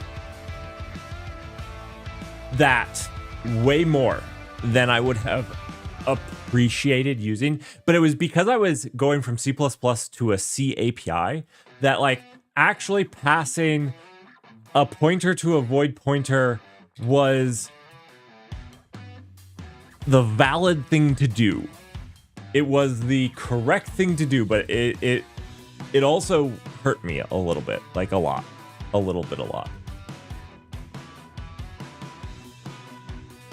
Yeah, I've actually never worked with a triple pointer. I've never done that. So in my defense, I've never done that. But I do feel like void is like another bad thing. So a double pointer to void is rough, right? Because it's a shrug. But I do want, I've said this before, I do want to make more entertaining and more fun educational content. I think sometimes that holds me back from doing it at all. I think that holds me back from doing it at all sometimes. But yeah, so going back to it, yeah, some people were saying that I was just reacting to the news, and that wasn't my intent. So I've been thinking about it a little bit. The other thing is I'm a little... The news has gotten boring to me, and I don't mean that badly, but like the only thing that is easy to find right now is hype-based news, which is really annoying me, and it's made it really hard. Like I was actually spending a ton of time filtering out like stupid stuff, and it's made it very hard to find actual real stuff that isn't like, is it the end of the AI bubble? I don't know. Maybe it is. We can probably all agree that we have a housing bubble and an AI bubble, but we had a housing bubble a year and a half ago. But has it popped yet? No, it hasn't popped yet. So when will the AI bubble pop? I can't tell you. I do think that there's a massive AI bubble. I've talked about it, but like that's not really news. It hasn't popped. Is Intel too late to get in on the bubble? Probably. I don't know. It's not news. It's just looking forward to the future of stuff that we already know exists. And I'm sorry. That's okay, we can't do a default for app. Actually, what we're going to do is we're just going to take this. Instead of default, we're just going to impl.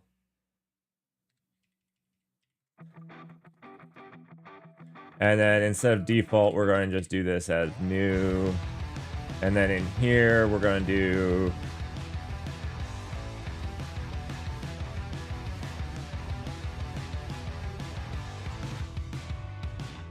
can we just do receiver?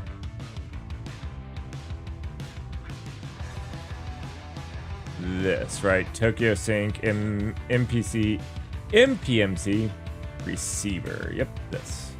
Of JSON. Okay, you know what we're going to do? Before I repeat this stupid thing again, we're going to type inferences.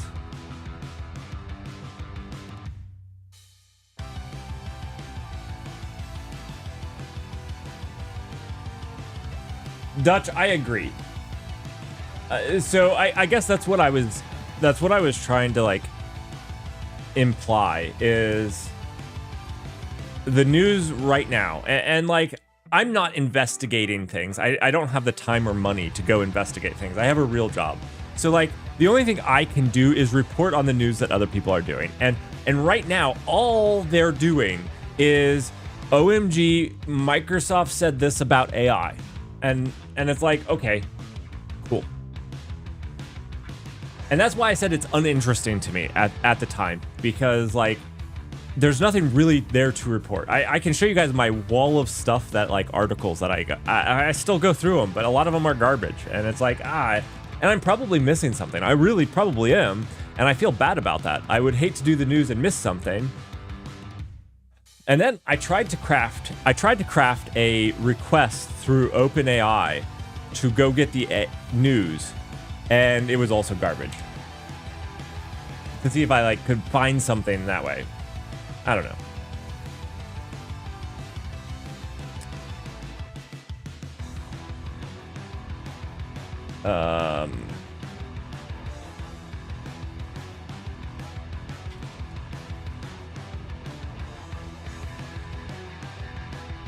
Oh yeah, the AI knew what I was going for.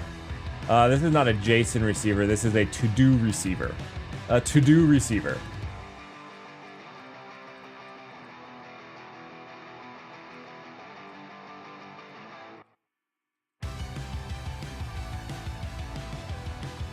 And this will hurt me less. I actually don't generally do this because sometimes I find like it can make it more difficult to read. You know, a lot of times you look at something like this and assume it's a struct. And I mean, like, technically it is a struct definition, but it's just the mashing of everything. We mashed everything together. We don't need a receiver of a receiver. Okay, got it. Actually, what might be better, one second, I screwed this up. Let's take this out. Let's not make it a receiver. Let's just make it to-do JSON. That's actually cleaner. So we still see that it's a receiver coming in. We're going to do to-do JSON as that. And then this is going to be a receiver of the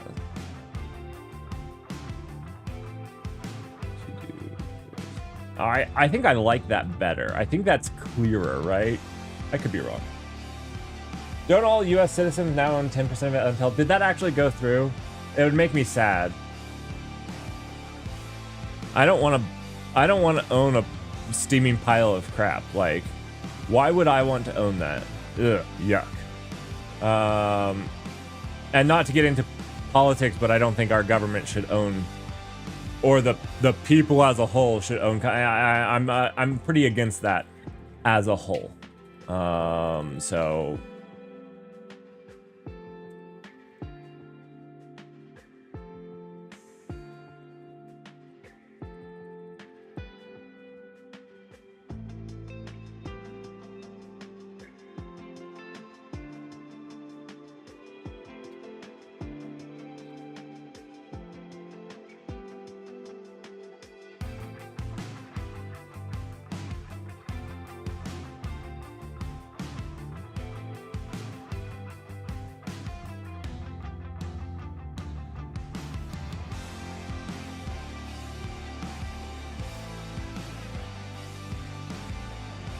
If you know, I believe if you want to, I'm not getting down that. New. There we go. And then this takes this right here. Use of unstable library feature. Wait. What did I import? I thought I just imported Tokyo. Oh, no, I did not. Ew, gross. Oh, my goodness. This was not what I... Oh, my gosh. Use Tokyo. MPSC. I...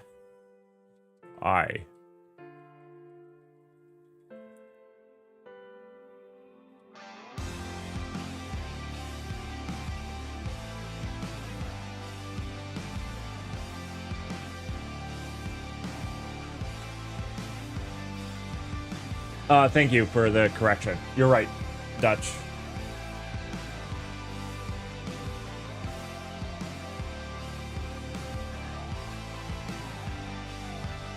Dutch, it's good to see you. I haven't seen you for a little bit.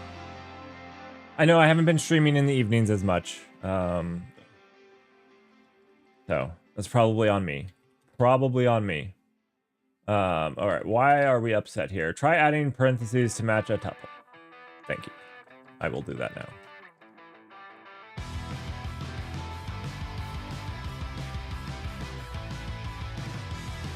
Expected a receiver.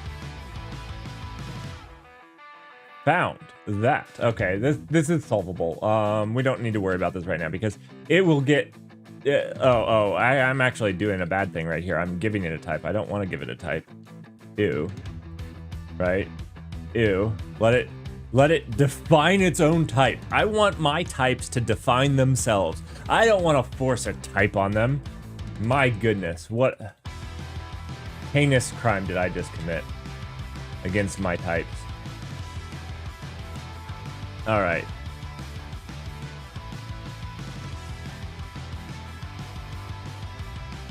All right, cool.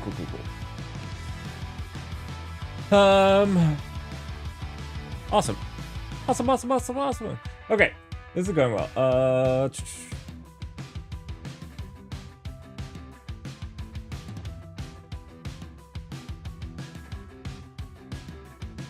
Russell, do you want my 10% of a failing company? Oh my goodness. It makes me so angry. So angry. Why did you bring that up? This is why I'm not. All right. Yes, give it to you. You'll just sell it. I know. That's my biggest problem.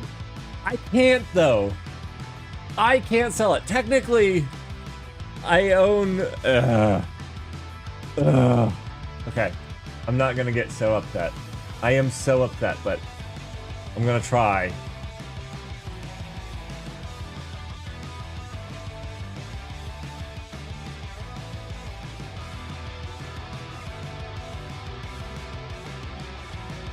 What was I doing? I have this receiver. Why do I need this receiver? Oh, because I gotta update the JSON whenever I get a call to this.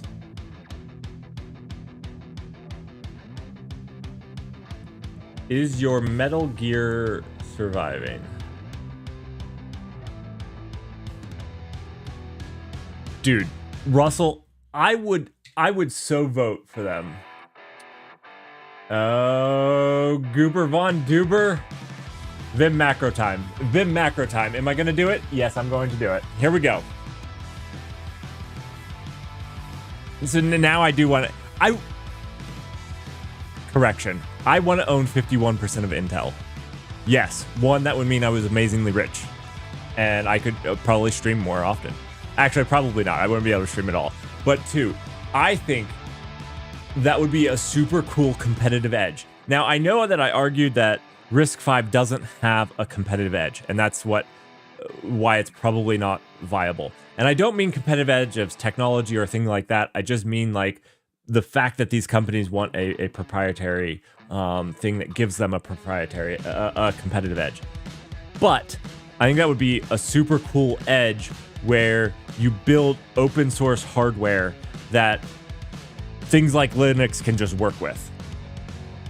I would like that. Now, maybe it's not a good company. I don't know. Probably not a good company. Fairly positive, not a great company.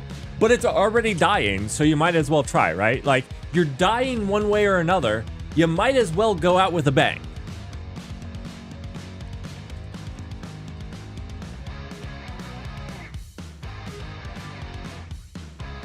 So you're just annoyed that you only got 10%? Exactly. FPGAs would be super cool. I actually want an FPGA. They're like just too stupid expensive. Or like, there are some that you can get from like Arduino, but like they're not good enough to do the things that I'd like to do. I haven't looked recently or had the time to look, but I would love some more. You have two? Cool.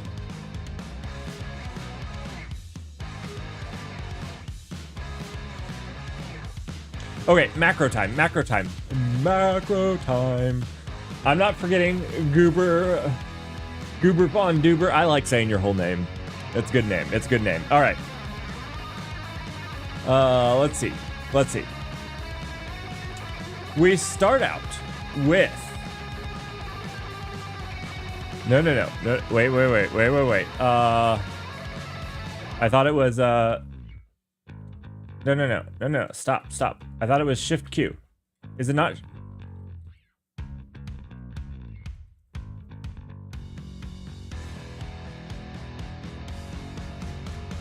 Ah! One second. We're gonna do this. I'm not bailing.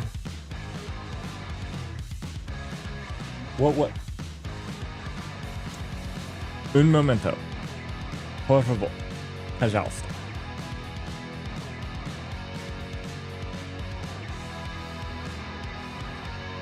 Why am I... It's invalid register name. I wasn't trying to hit a register. I was trying to start. I thought it was Shift Q.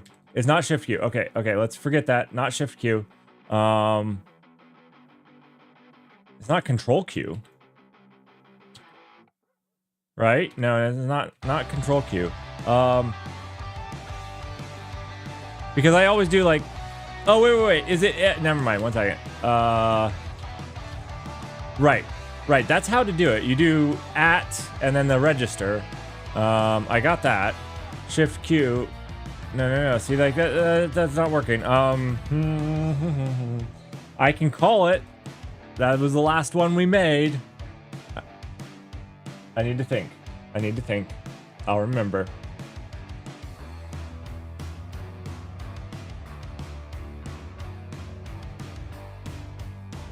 Oh, I'm sorry. Was I shouting? I'll turn the mic volume down. There we go. My apologies. No. Okay. One second. No shift. It's not shift. I thought it was just like Q and then A.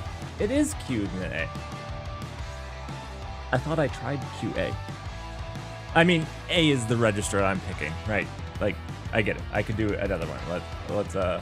Let's get out of that. Let's do QW this time. I always do A, so we'll do QW. So QW, we're just going to insert.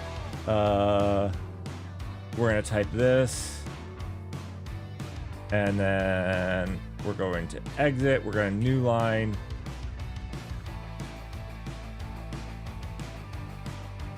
Oh, do you know what? I have a cooler one. And then we're going to exit and then hit Q. Now we should be able to get rid of those two. And then if we do at W, yeah, okay. Now let's do a cooler one. So we're gonna do QA, and then we're going to find the word app.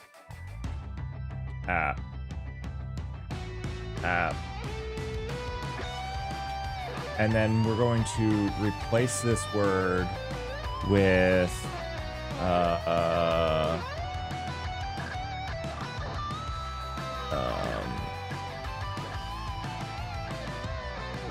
client.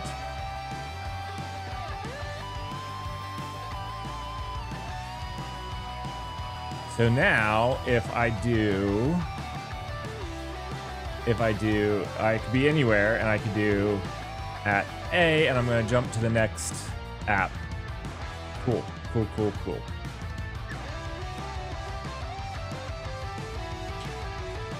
I don't want to actually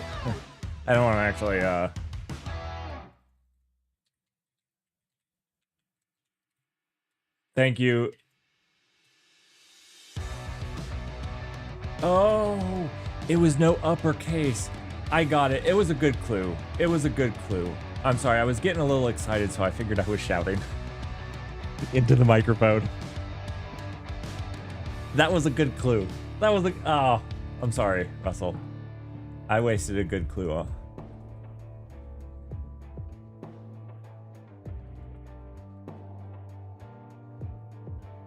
I wasted a good clue.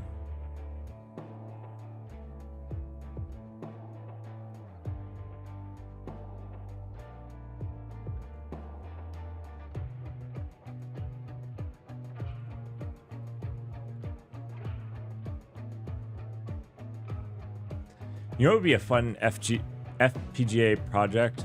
I'd like to try to leverage one to detect a car. Like, so I have cameras on my driveway because I can't see my driveway from my house. And I would love to be able to like have an alert when there's a car. Now I have that, but through other people's software. I feel like an FPGA on that video stream would be really cool.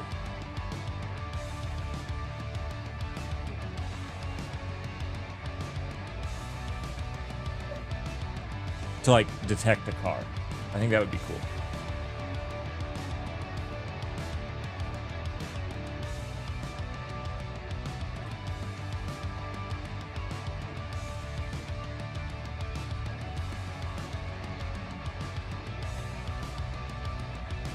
What is it all upset about? Does it just need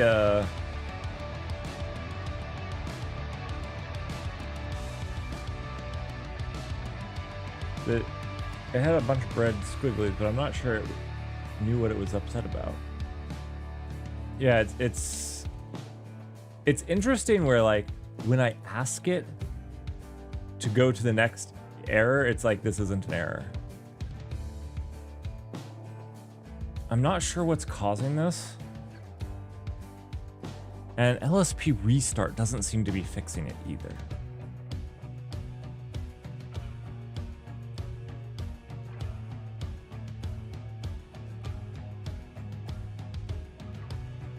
You originally got one because of Mistier? I don't know what Mistier is. Mister? Is it Mister? It's probably Mister. And the emulation simulation? I'm not sure what that is, but that sounds cool. Emulation simulation.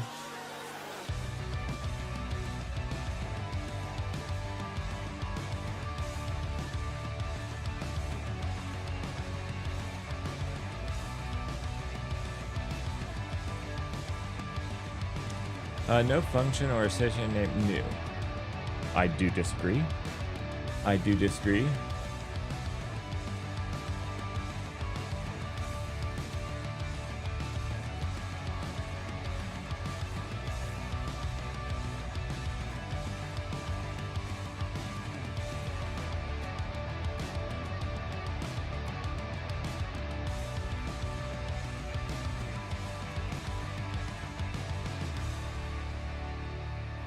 Simulates hardware like an emulator would, but uses the clock so it's time accurate. That's cool. That's cool. I've never had a need for that, except honestly, simulating hardware for like consensus-based things or stuff like that could be like there's a lot of actual uses for that.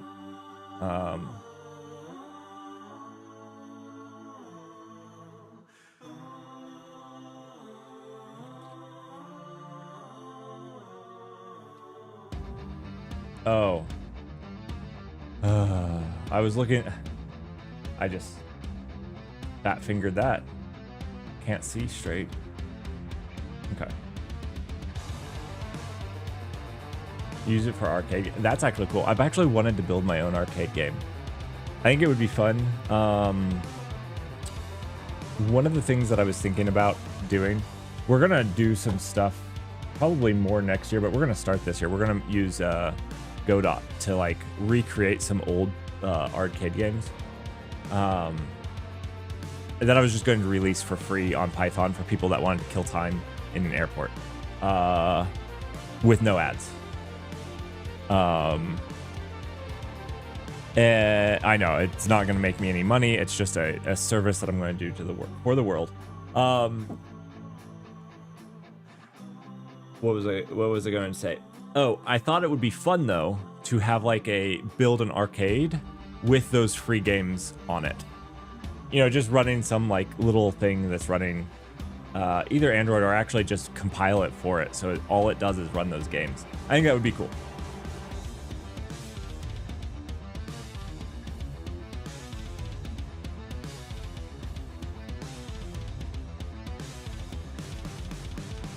All right.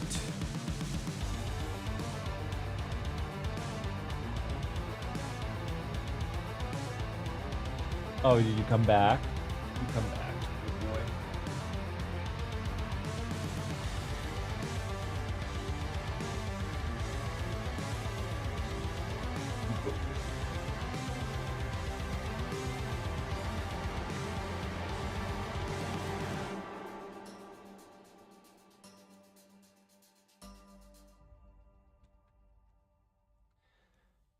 £110 of puppy right there. Yeah.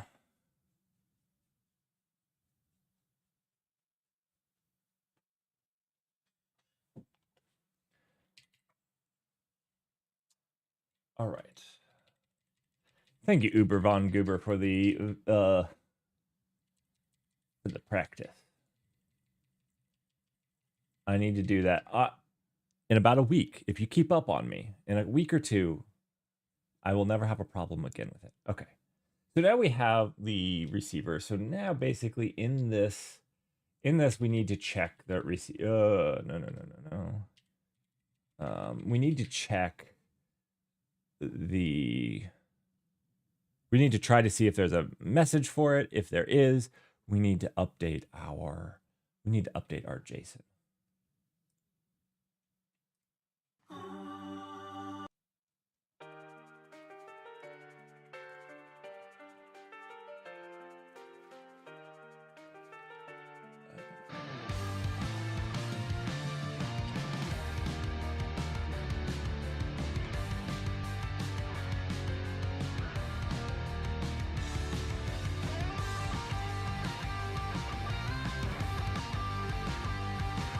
Pretty much just this, right?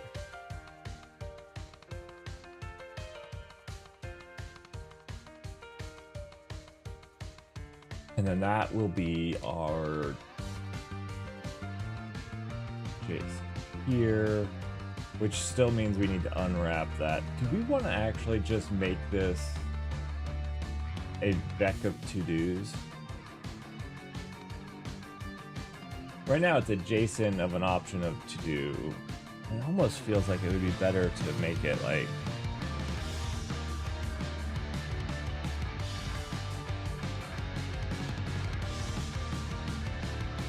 I know that that's what the API is going to give us, but what if we did this?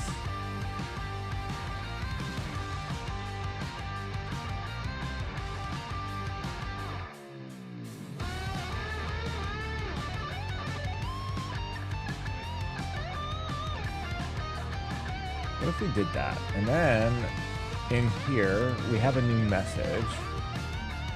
If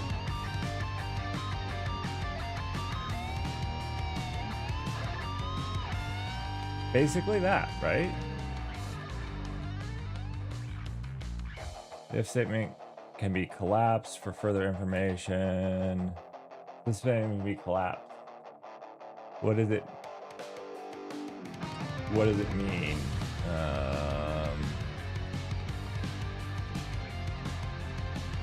Let's go visit this.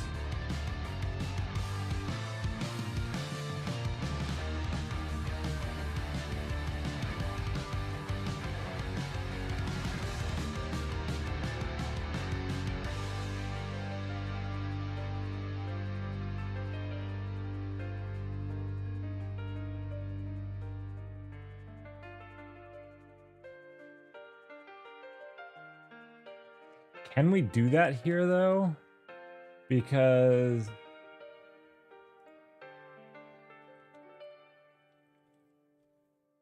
we have to unwrap this first before we unwrap the next, right?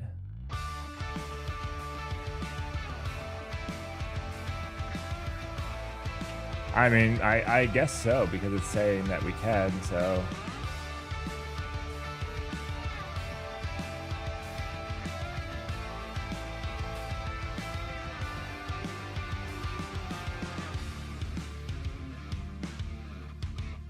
I guess I accidentally screwed this up.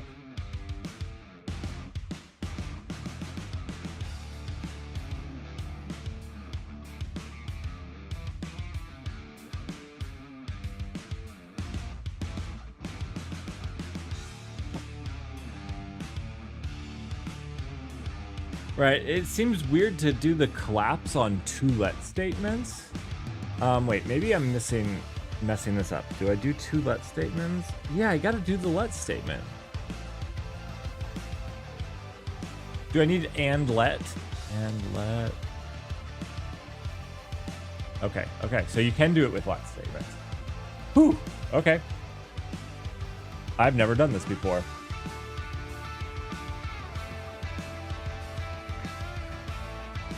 Cool.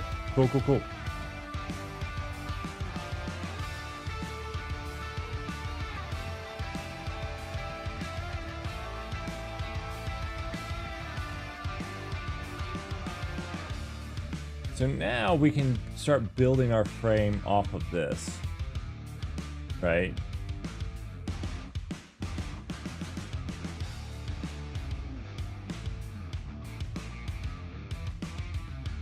Okay, I'm gonna make a cup of coffee. You guys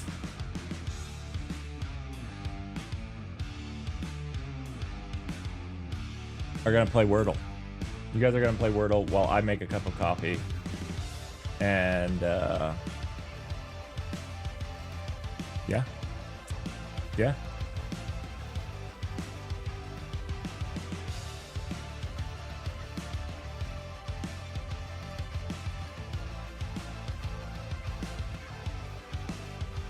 This isn't gonna work.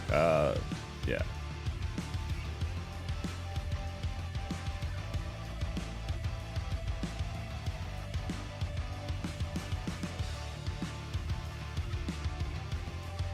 Here we go. Okay, so I'm gonna go to make a cup of coffee. I'll be right back. You guys have fun playing Wordle. If you guys don't know how to do this, basically, the timer doesn't start until you make a guess. So if you make a guess like raise, the timer will start, and now everybody has this amount of time, 30 seconds, to vote on what they'd like to see done. The one with the most votes, so if everybody votes for Oxbow at this point and outvotes Russell, Oxbow will be the guess. If there's a tie, it will look for whoever is the most, if one of them is correct, and they'll win. Otherwise, yeah, it's just Wordle. So, you know, good luck, have fun, may the force be with you. I'll be back in 10 minutes.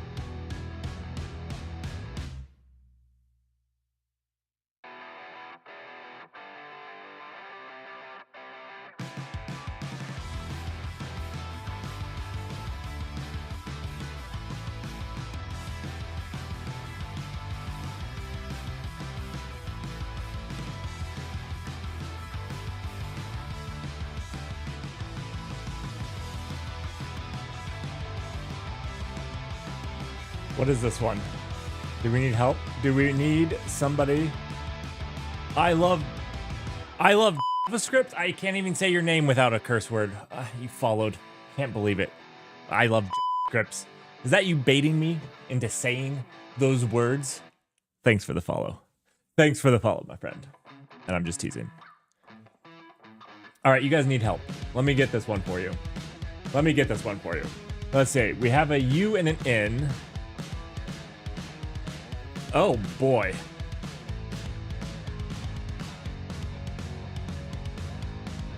I'm gonna get this one for you all.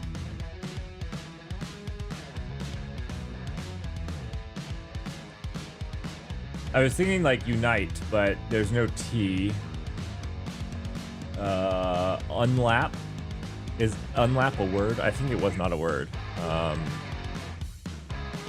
Undo's not long enough. The thing is, the U could be at the end, right? We didn't really validate that the U wasn't here.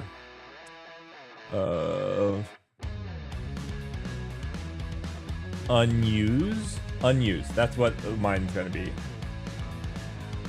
Is unuse a word? I don't know if unuse is a word. I'm checking. It's not a word. It's not a word. Dang it.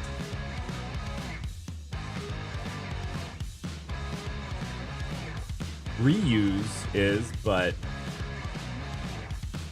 what word has a U at the end? I don't know. I don't know what word has a U at the end.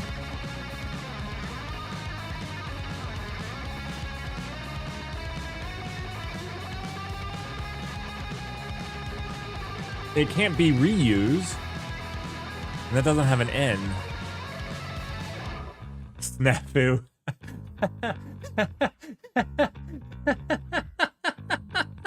Oh, that should be in the word dictionary. If only we controlled the word dictionary.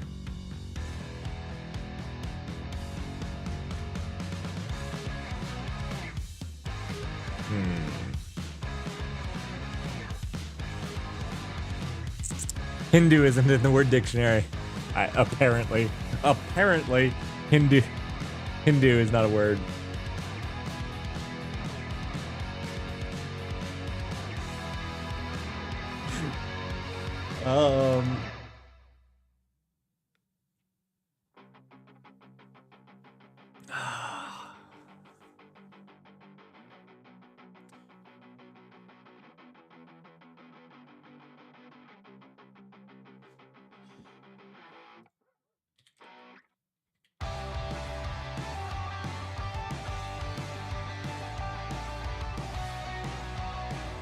I wanted to say nerve, but nerve doesn't have a U in it. Nervous does, but it's too long. This is not the rest of the stream. We're gonna guess it. I feel like we have all the information we need to get the right word. Like there's not too many UN words that don't have a T, an E, an O, C, or Q. It's just gonna take a second. It's not nerve.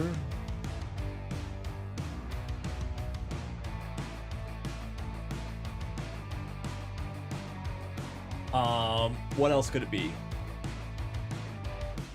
Nerve.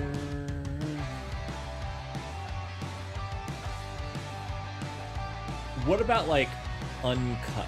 Is uncut a word?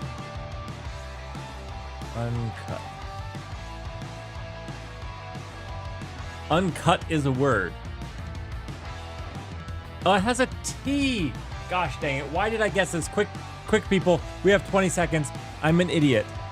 I ruined it for us.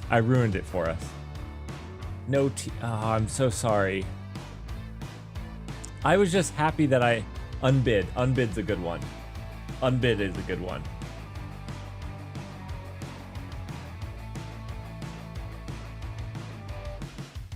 So it's not uncut or unbid, but it is unsomething. It's unsomething. Undone? Nope, too long. D-O-N-E. Yeah, too long. Sorry. I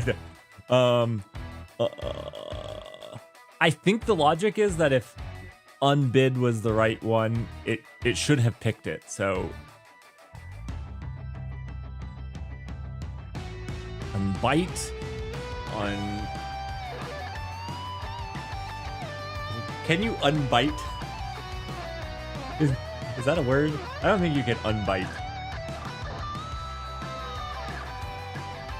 Unbid. Oh,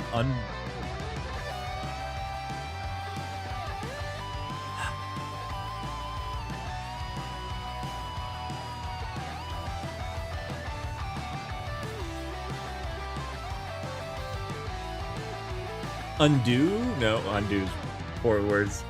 I shouldn't think out loud. I really shouldn't. Unfix? Not a word.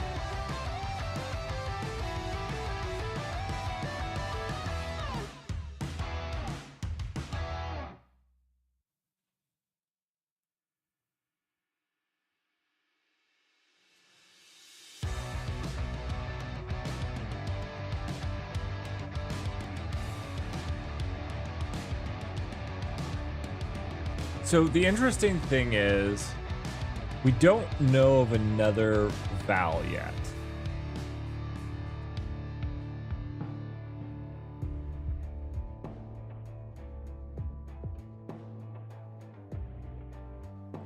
I think we solved the word list problem. It's a word in the Wordle word list, right?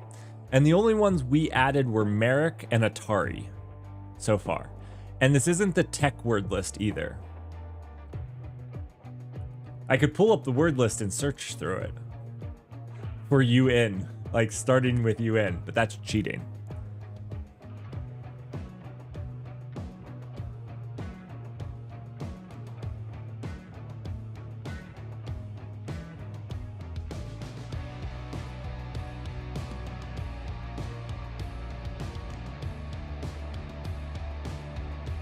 Oh, it is a word. Sure, that's acceptable. It's just not in the Wordle word list.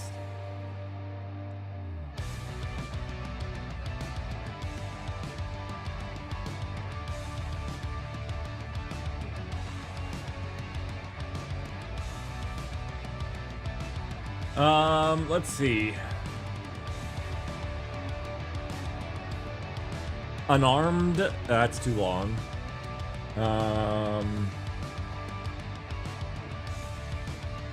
Unable is too long. I don't know how. It has to be 3 letters.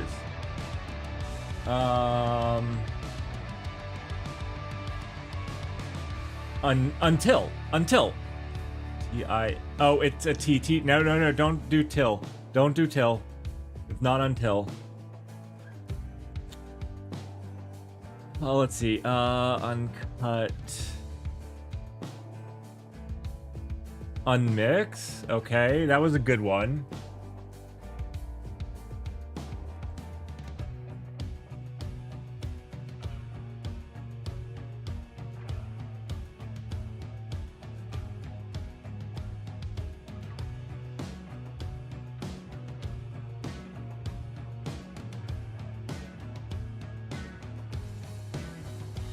Oh.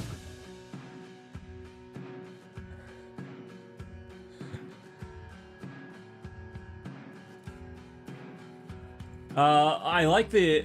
I was thinking of but what if we like get off of like I was gonna say until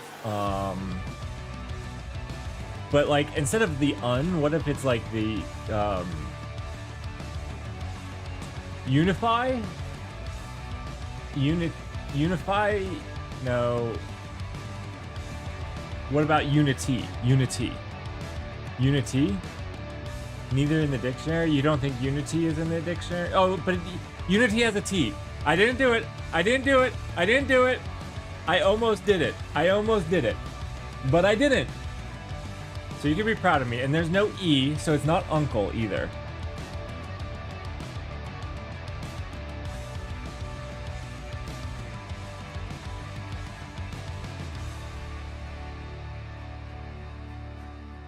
Unify? Yeah, do we want to try unify? All right, we're trying unify. I'm going with it.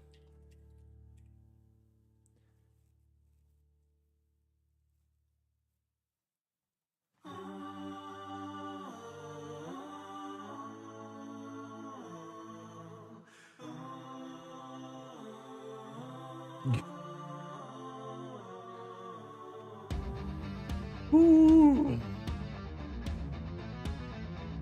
At least the clock is ticking.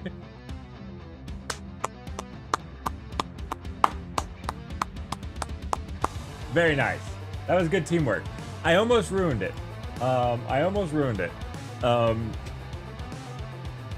kept thinking of things with T in it. I kept thinking of things with T in it. I just don't. I almost ruined it for us. So yeah, there's that.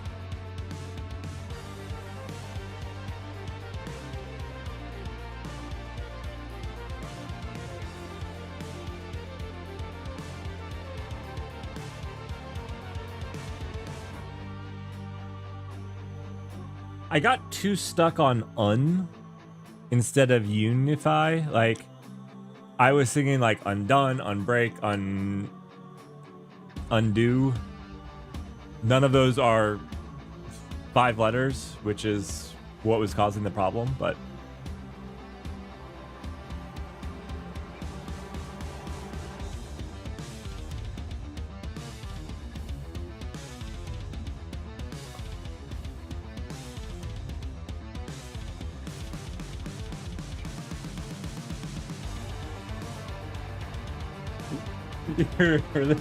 the good old days. I should have kept that list around. I don't even know where we got that list off the internet. I should have kept it around though, because it was a list of all times. It was one of the lists of all time. And I should have kept it around for keepsakes. I probably have it in Git history. You are correct. So I need to go back and get it. And we need to add it to the new system because in the new system, we can have different lists, right? Like right now, we're doing the simple. We could do the tech and we could have an impossible. It's basically impossible because you're basically guessing at sounds of words you've never seen before. It's kind of fantastic.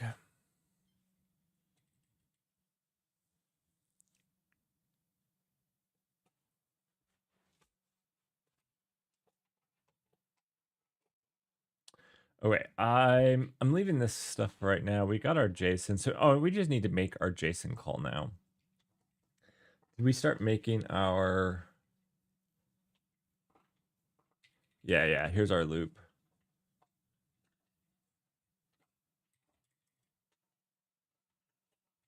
We'll leave that.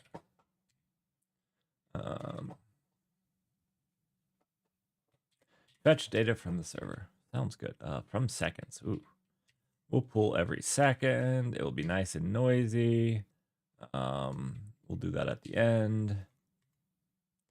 All right, so here we just need to make a request, right? Have we imported request yet? Let's see. No, we haven't.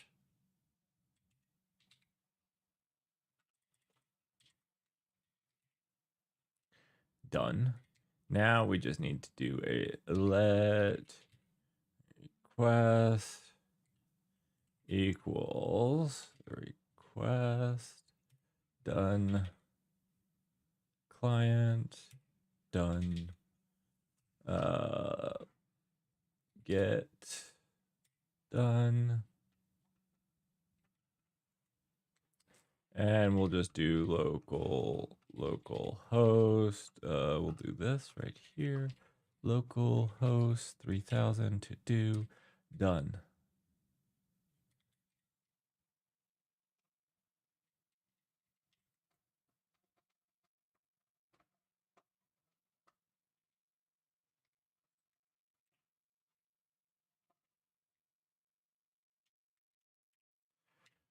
Now we need to do like what do we need to do? What do we need to do?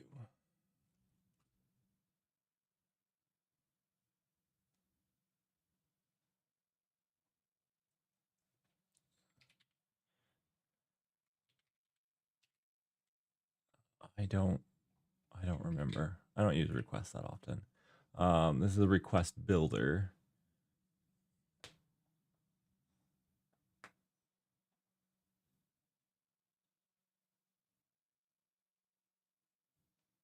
Yep. Do we need to do more than this? Obviously we do. This function takes 2 arguments. Wait, what? Does it really? Oh. Ew. I need to actually make a client. There's like a new client default, right? Yeah, we can just do this. Okay. Yeah.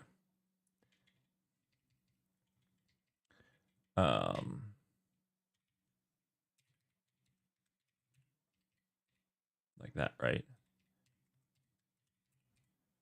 This is how we do this. And then get, is this async? Oh, this is not async. So we should probably do, there's an async await one we should probably leverage, right? I mean, it is on its own.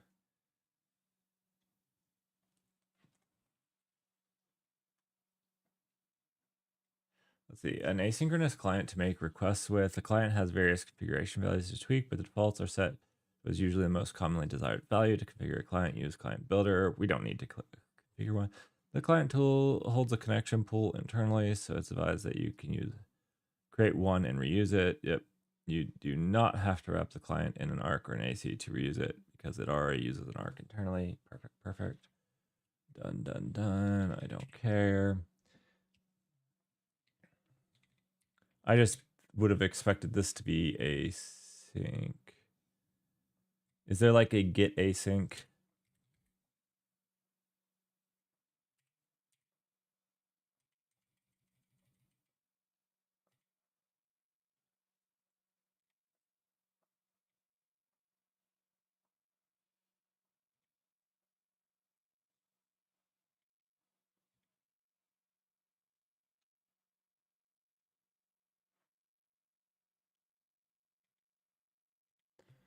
Well, so like, this is returning a request builder, which doesn't like execute, right? Like I need to execute. Oh, send is what I need. That's what I needed. I was gonna say I'm missing the like I have a builder. I have to call send. I really don't use request a whole lot. I honestly like the other thing, most of the things that I build with Rust are like servers. And so like most of the things are serving something. They're using Axum. So I really have not used this that much. All right, let's see.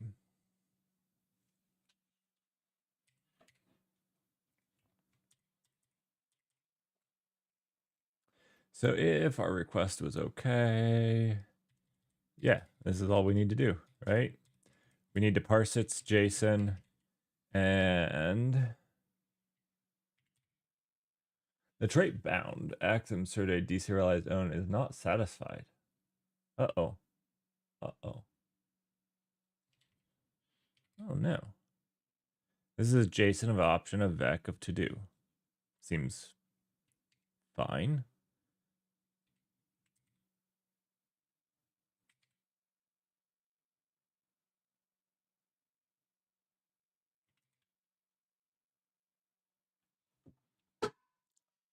I just kicked my desk. It's amazingly painful. With my shin.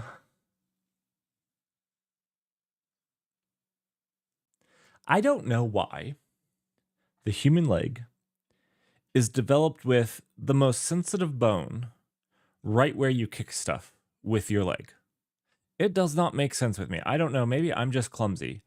I'm just very good at kicking things with my shins and not other parts of my foot that would hurt less. Does this not have deserialize on it?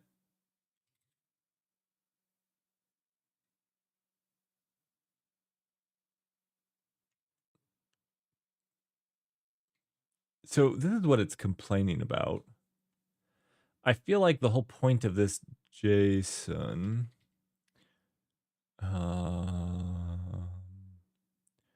Oh, wait. Oh, I see.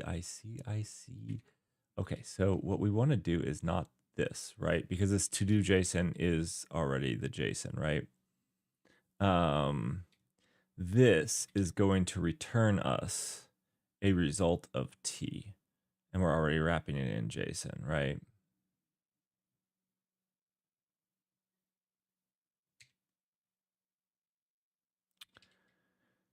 And this is a wrapper of the Axum JSON, right?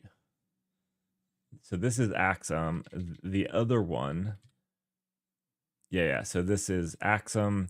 The other one is request JSON, right? So we're kind of mixing because this is this is request JSON. So we're mixing and matching, which is probably a bad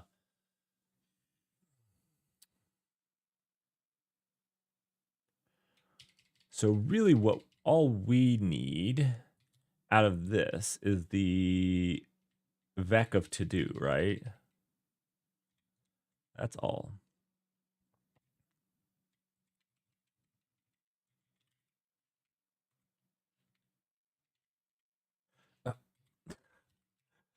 No, it's okay.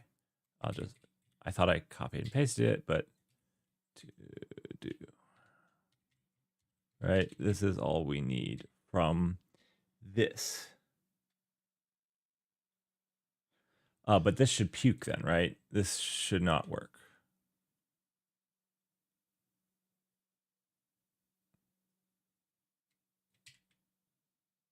Because this is a vec of to-dos. So what we need to do is let JSON equal some JSON. Yeah. We just need to wrap that up. Oh, I don't think that's correct. I don't think this is how. Can you just create this like this? I don't think so. Maybe you can. I've never used Axum that way. Now Axum always deserializes it for me, right?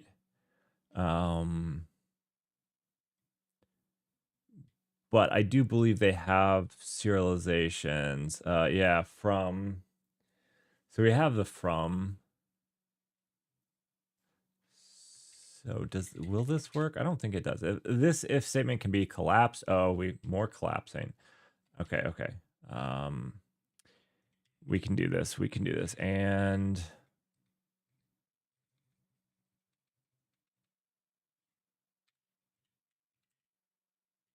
done.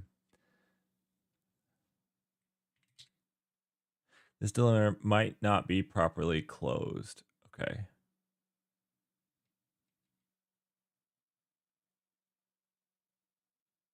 Yeah. I think it's like that, right? Maybe not. Maybe not. Did I screw it up?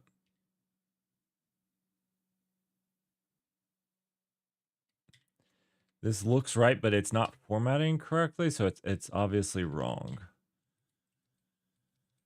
Oh, where did I mess up? Where did I mess up? Oh, wait. Oh, can we do this on an await? Ew. This feels wrong. Expected if in the condition. Yeah. No, this is what this is the decompose that you were wanting, right?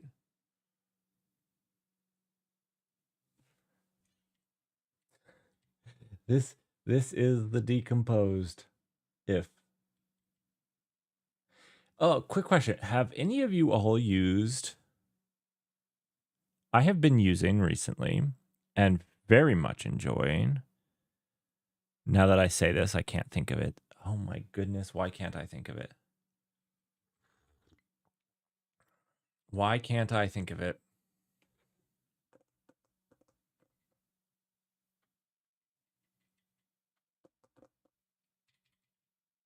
Trunk. Have any of you guys been using Trunk recently?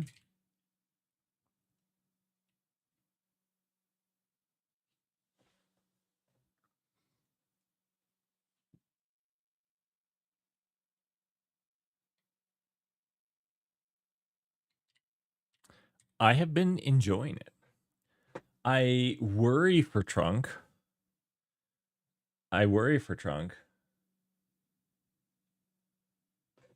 Oh, you guys haven't used Trunk. I actually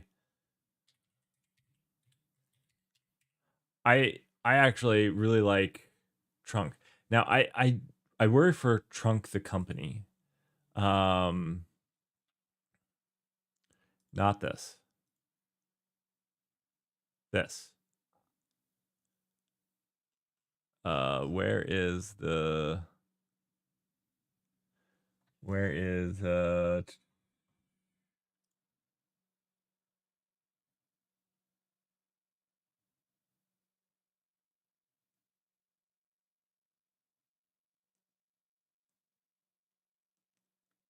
no, not this. Not this.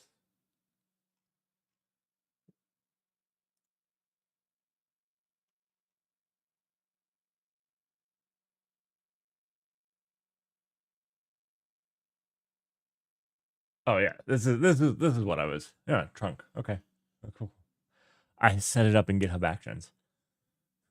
Okay, so the Trunk CLI is actually really cool. I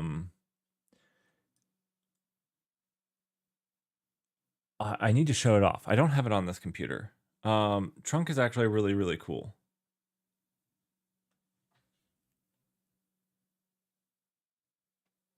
For like the code quality, like I've just been using it for the code quality, and it's just a linter, right? It's nothing special.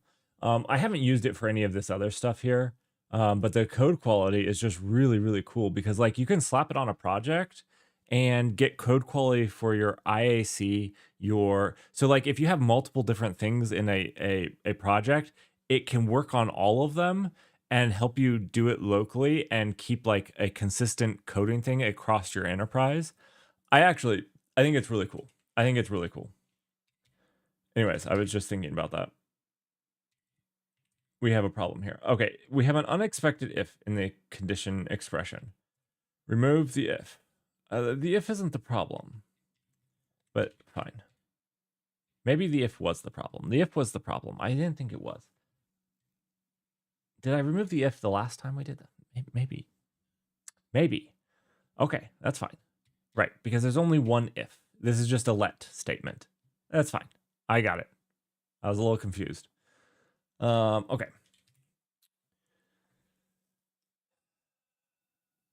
And then we're just going to wrap it in JSON. Is that right? I mean, I guess this is fine. This feels a little gross. Yeah, we should stop doing this. We were only doing this because that's what the other thing was responding with. But like, we don't need to do this. We don't need to do this. We should not do this. We should not make our lives more complicated. We should just do this, okay? Stop making our lives more complicated. In here, we don't need this. We do need that. We don't need this complication in our lives. Like, let's make our lives less complicated. Now, this is very named wrong. And in fact, at this point,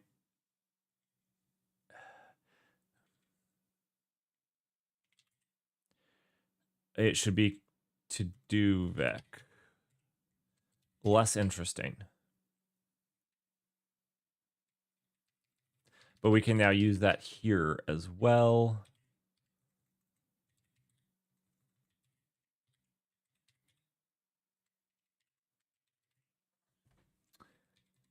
Oh, that's just so much better.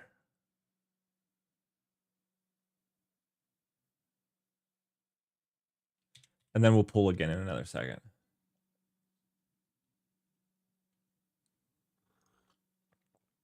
Yeah, so Wagafa, Wajafa. I'm pretending that you're not from the US. And wherever you're from, it pronounces G as J. Because I don't know, Wajafa sounds fun. I have no idea how to pronounce it, but anyways, it's actually really cool when like you're getting into like code quality. And let's say I have a couple of teams and I say that my teams have to have some sort of code quality on their thing. It's a really nice baseline that you can say, if nothing else, you can use this and you can just slap it on there and it will work and it will do some cool stuff, which is what I like it for. Jaffa? Jaffa? Jaffa. I don't know how to pronounce a G in whichever area of the world you were born. It's a hard G. Is a hard G G? Is that the hard? There's so many forms of G. I don't know which one's the hard, soft, mediocre. There's like 12 forms of G. There's like the yeah. So many forms of G. There's the J, there's the W, there's the silent G. It is so many forms of G. Oh my goodness. The one for Jofer? Oh, so it's the one. Jofers? They're like the little animals that burrow in your field and eat your crops. I'm just teasing. I know they're gophers. I know they're gophers.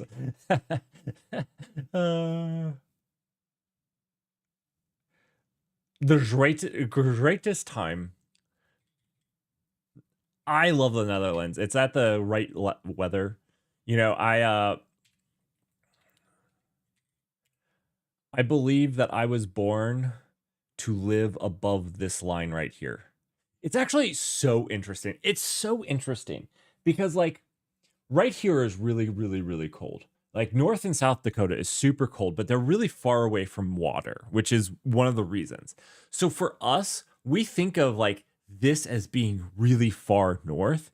And then when you look at it, you're like, oh my gosh, like everybody in Europe is further north than we are. Like everybody is just up there.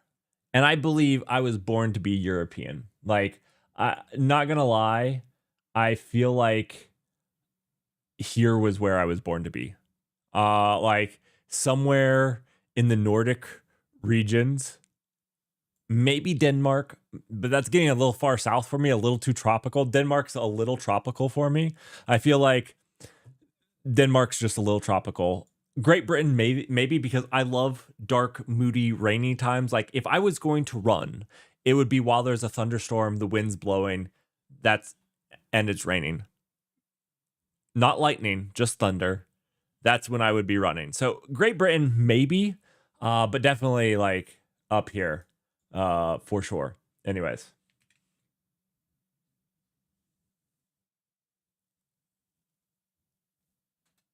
Yeah. No, it's surprising. So it was funny. I only realized this when I actually went to Germany, and when I went to Germany, um, I don't know why like we don't have Germany and we have Deutschland. I I guess it's fine. So it's not localized to me. It's localized to that country. So Moskva, yeah. So it's not Moscow. It's Moskva. Makes sense. Okay, so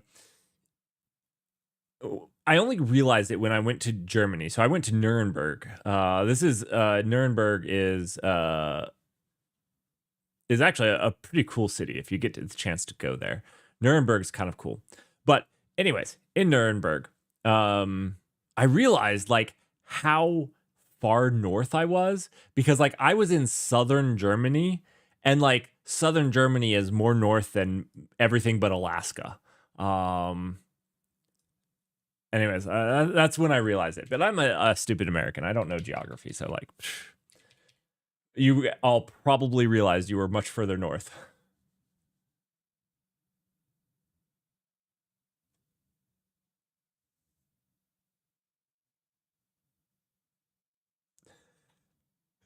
Or will strike you. Moskva?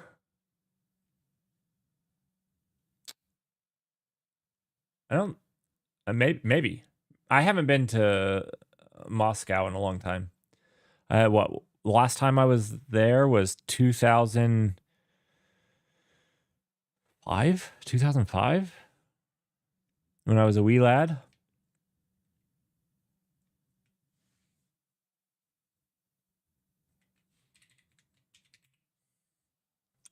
I could visit again. I just wouldn't be allowed to return again without some form of prisoner exchange.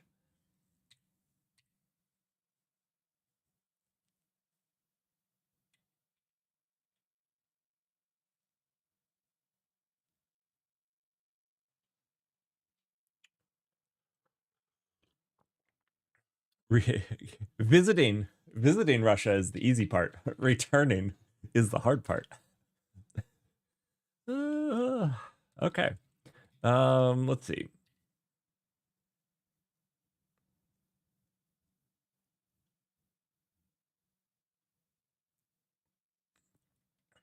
Oh, okay. So now we need to add the requests. I'm not even sure if we have all the requests for this, like to delete and update and finish. So let's go check to do. We're gonna check our routes, see what we have. So we have a get all of them. We have the ability to delete a to do, and we have ability to post a to do. The post would be what we use to leverage to update a to do when we've completed it. Okay.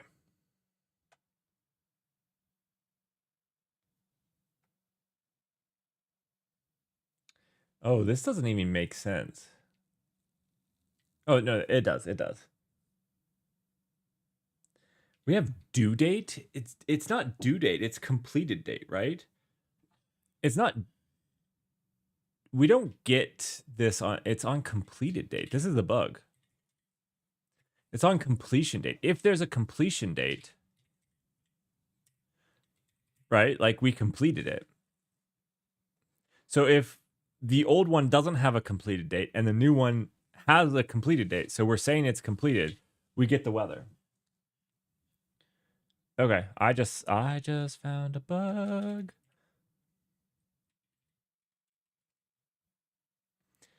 You know what? Doing this, I need to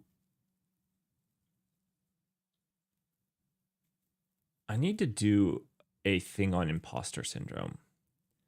Because like doing this, I always struggle with, man, I'm not really good enough to do a class. You know, I make mistakes and I do these things.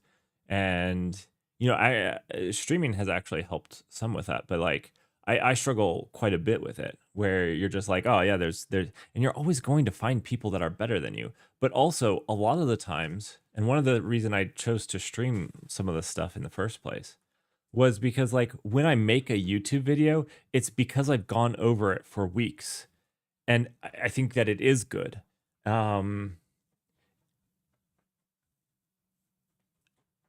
And I know that there's people that are better than me, but just because there's people that are better than me at any one thing, you know, we can probably name 10 people, probably like 50 people right now that are better than me at Rust. 100 people, probably easy for some of us. Doesn't mean that you can't help others. That doesn't mean that you don't have a unique take. It doesn't mean that you can't display it in a way that helps people or stuff like that. I need to do a series on it. The other thing is like, I feel like there's like two ways. Either you struggle horribly with imposter syndrome or you have an ego. And like both have to be dealt with. Like you have to like, I say dealt with, but like you have to keep both under control, right? But you can only name 3 better than me at HTMX. Those are like the 3 other people that use HTMX. Basically, everybody that uses HTMX can do it better than I can. That hurts. I have. What about this? I was thinking about making an update and moving the Twitch alerts out of the Twitch games and making the Twitch games and the Twitch alerts and not having them share any code. I don't think that it's helpful in any ways. And it just makes the project bigger and more complicated. I am the 4th most knowledgeable HTMX person. Thank you for boosting my ego. That's also probably wrong. There's probably still at least 1,000 people that are better at HTMX than I am. The truth of the matter is, as I've become more, as I have progressed in my career, I spend less time in the low level things and more in the architecture and the management and those types of things. And so like, I really would contend that I'm not an expert in anything at this point anymore. I'm not saying I'm bad at anything anymore. I don't write Rust every single day. So like there's a lot of people that do, and all of those people are better at Rust than I am. Literally all of them. Because like they're writing it every single day. Can I tell you the difference between 2024 and 2018? Maybe a few of them, but not any of the nuanced things. Can I tell you the difference between the Resolver 2 and the Resolver 3? I know that those exist. I cannot tell you the difference. I can tell you some of the difference between Resolver 1, but like, yeah, again, this is where, you know, somebody that's in it, can I find out? Absolutely. I am skilled well enough to find out any of those things or figure it out and get it done. But there's going to be people faster and quicker at doing these things because they don't need to figure it out because they've done it 2,000 times. You know, like I had to figure this query out up here. There's somebody that's used request a bunch of times or not here, it was here, but they've used request a bunch of times and they didn't forget that you had to send the stupid request. I did because I've used request like 6 times. Each time was a half a year apart, 6 months apart. So like it's just stuff like that. And that can really make you feel like I was struggling with it like this. I was like, gosh, I should have known to say send. Like, why did I have to spend a minute being like, but get only gives me a request builder, and I need an async method to await, and skill issue, solid skill issue. But yeah, anyways, I don't know. There's my TED talk.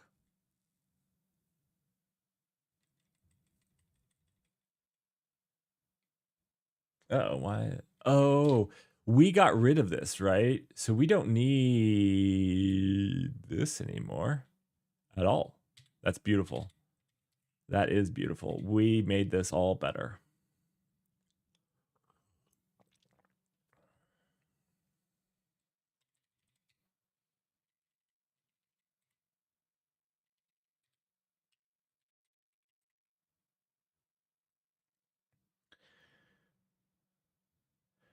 And you know what? I actually think the hype thing around AI is another big one.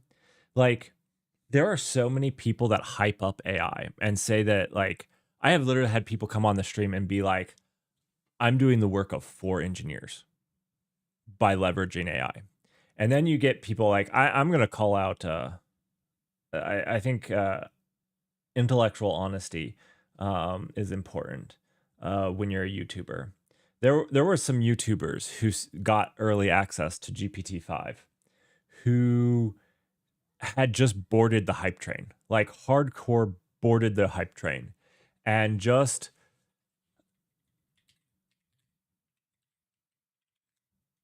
I'm going to say this is um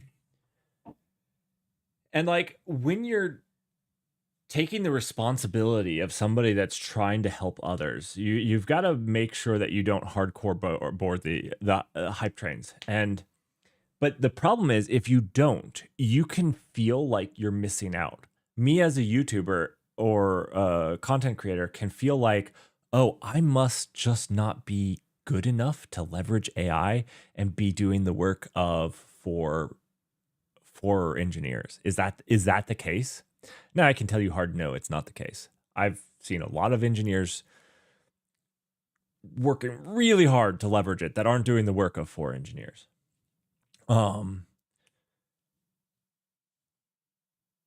But it can be difficult. It can be difficult.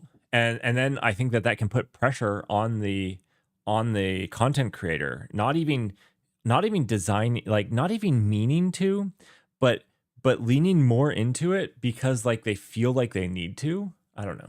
It's an interesting. I've been digging more into um managing managing. I've read a fantastic book, Accelerate.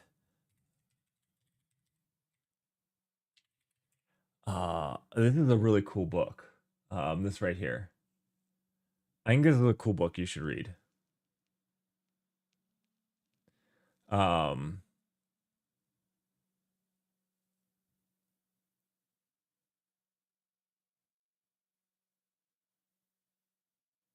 it's a cool book. Anyways, I've just been thinking about stuff like that, how it applies to us content creators.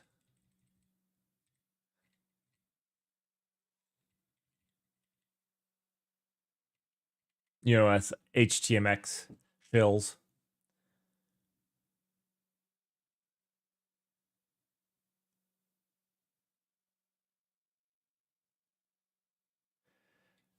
Yeah, entropy gravity well. That's the same here. I don't do manufacturing, but I manufacture. My teams manufacture code. Um, but the same.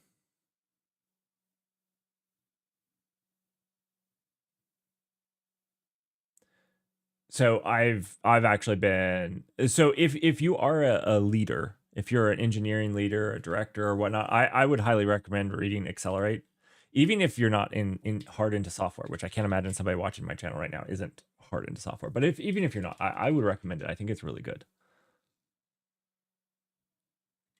And you don't have to agree with everything to think that it's really good. I'm not saying that I disagree with anything there. I think sometimes people are like, oh well, I disagreed with this point. Okay, fine. Disagree with a single point. The rest of the book can still be fantastic.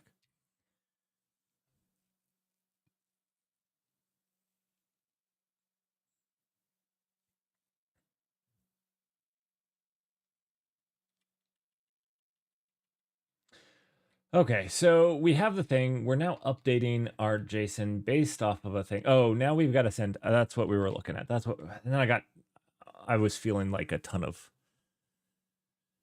Oh, ton of I suck at this and probably shouldn't write a Rust educational video.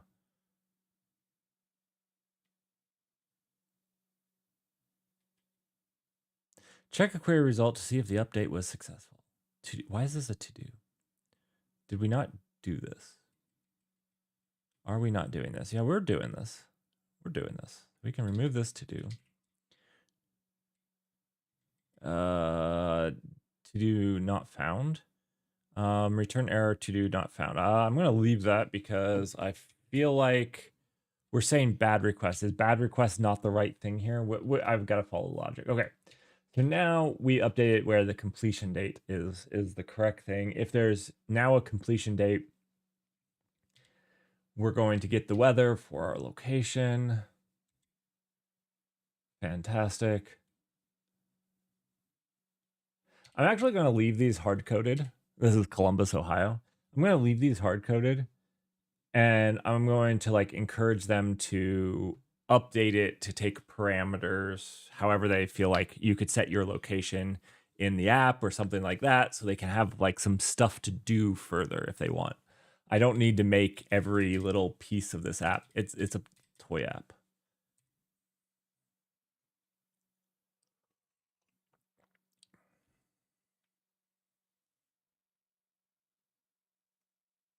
No, I'm not sponsored by Accelerate, just in case anybody was wondering. I've just read their book. I have it on my Kindle. I only read on a Kindle because I can make the text really large so that I can read it in a relatively quick amount of time. No such field, whether at completion.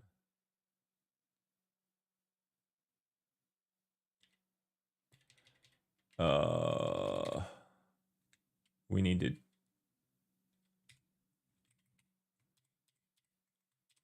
Yeah, that needs to be a field. We never added it. Cool.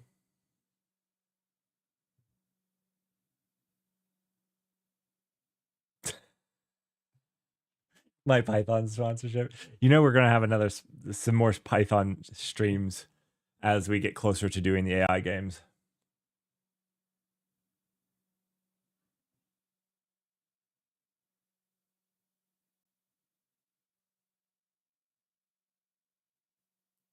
Get doubled sponsored.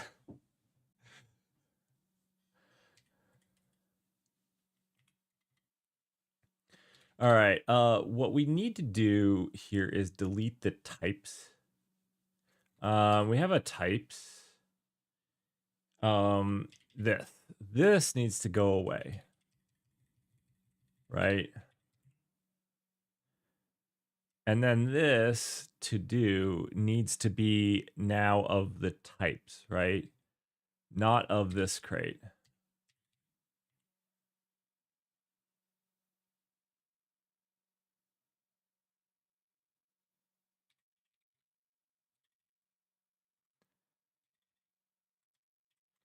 And then we need to import it.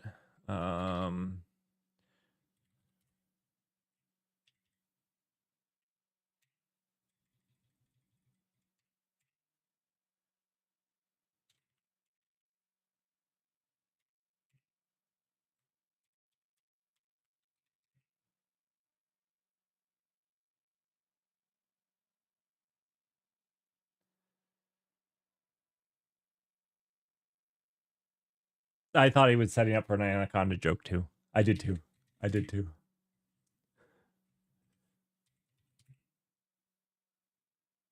Python makes for water changing utilities. Wait, I don't. Wait. There.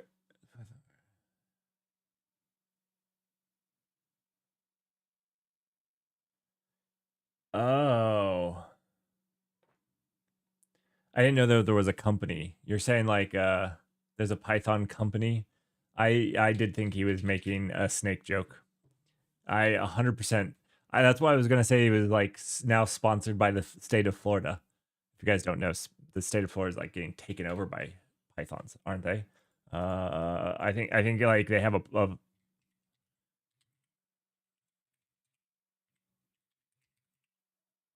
I think they have like a problem. Like a python snake problem.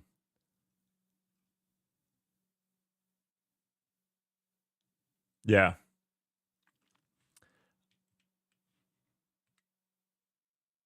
Are the pythons replacing the retirees?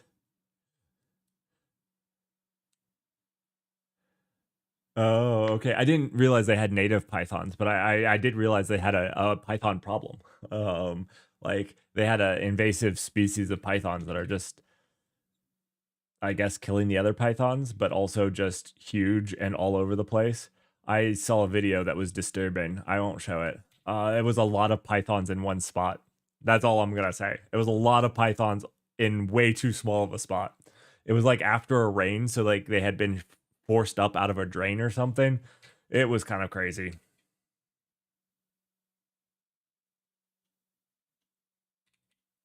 It was kind of crazy. An Indiana Jones nightmare. This was literally an Indiana Jones nightmare. Yep. Um, it was a lot of pythons. This is the only reason I know that Florida had a python problem was because I had seen this and I was like, I don't care what you say about that. They have a python problem, whether it's native or invasive. It's a problem. Oh, it's a problem. Okay. Oh, what was I doing? Why am I getting so distracted? Oh, we were fixing this, right? Because now we have types to do, and this should have completion date. Now. Oh wait, did we add completion date to the wrong one? Whether completion? No. We have it. Completion date, yeah. Why is this? I don't have to restart, do I?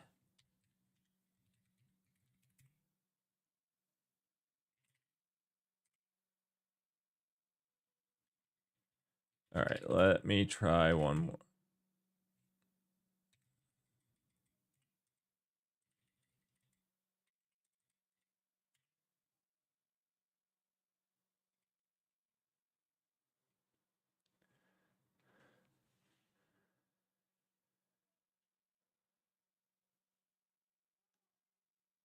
Oh, Karma. The Energizer is sponsoring this project.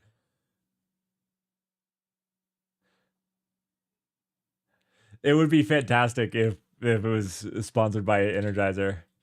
It's not liking this, but it's also not giving me the output of why.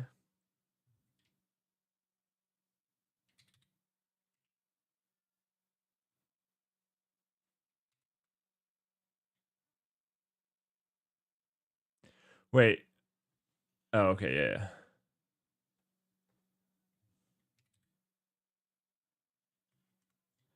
Wait, why is it not going to this one?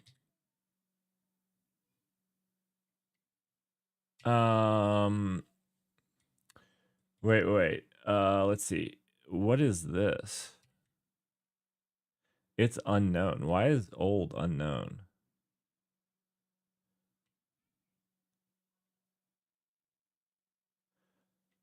How did this ever work?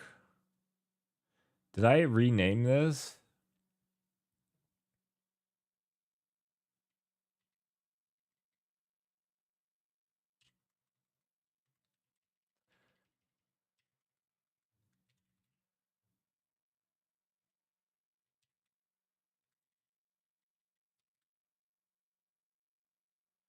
Oh, this is now going to so now I need to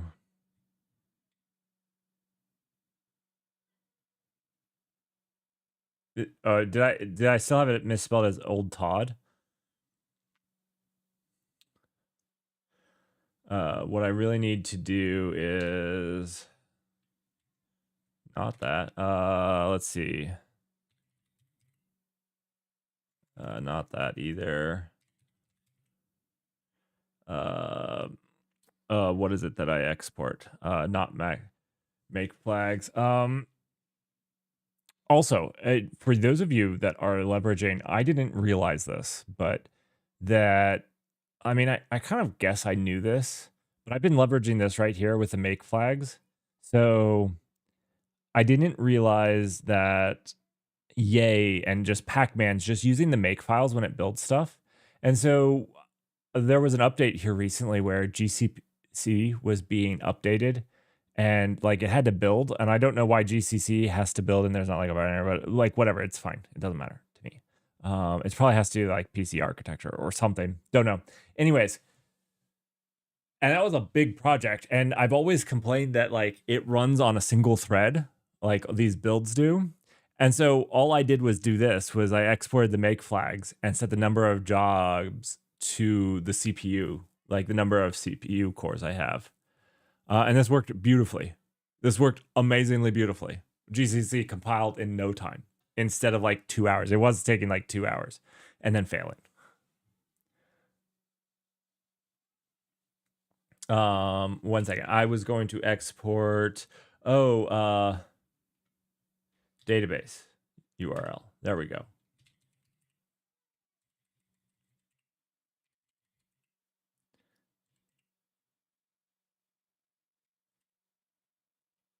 So we have old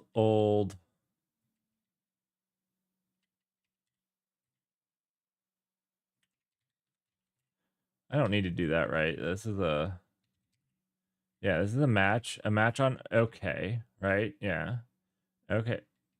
Why is one second, I've done something wrong. This is still unknown. Why is it unknown? What is it here? It's a result of unknown. Okay. What is this? This is a result of unknown. Why is this giving me unknown? This is a result of a I know. This is the wrong to do.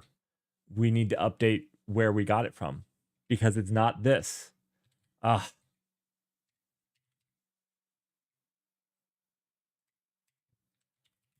All right. All right.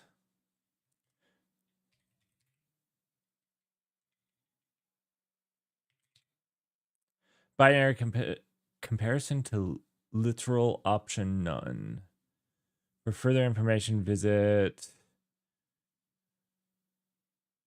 I think what they're going to say is we can do is none is a better done. There we go.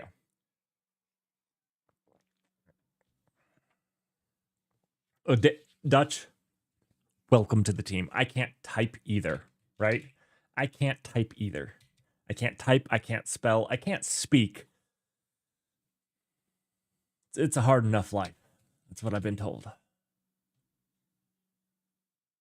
All right.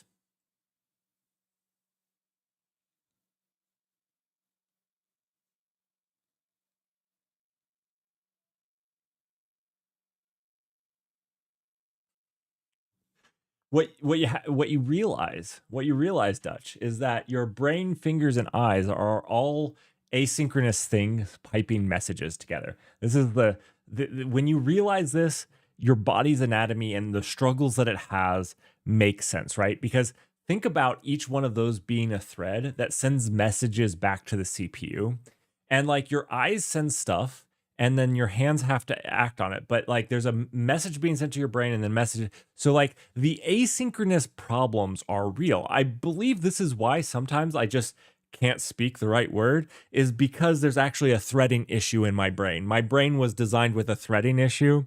And because I have a threading issue, sometimes it gets hung and needs to restart and reboot on that one. You know, I get a deadlock. You get deadlocks in it every once in a while. There's real threading issues in your brain.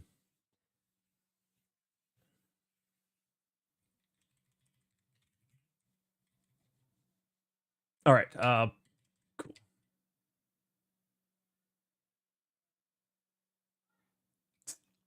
The Windows ME has nothing to do with it. You wrote concurrency. Go concurrency is one of. This is such a struggle that I have. I wish people would be more open to talking less passionately about the things that they love. And I know that's hard. Like, I like people to be passionate about stuff, but what happens is, like, you'll say Go threading, Go threading isn't good. Like, it's objectively bad, but it's simple and just works for the majority of what people leverage Go for. And that's fine. And that's great. But if you talk to a Go lover and you say that, then, like, they think that you're, like, must just be wrong because, like, it's so simple and just works. And it does. And it just works because it's so simple. But your body blue screens every 48 hours. Okay, that is the Windows ME stuff.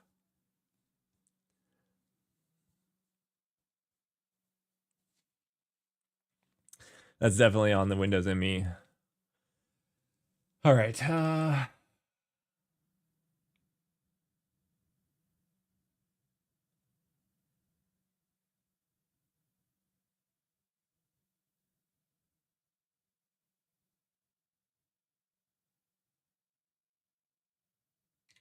I mean, Go's concurrency is a fantastic green thread concurrency model, right? Like, it does what it does very well, but it only does that.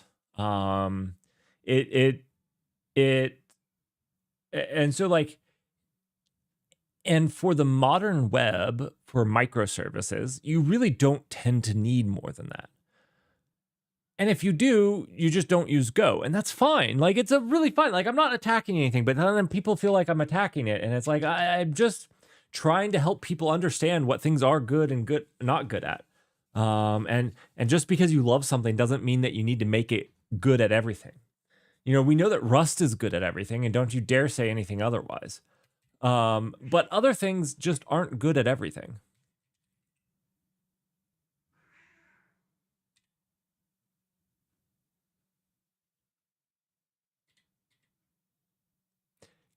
Could you guys hear that? There's a cat fight going on.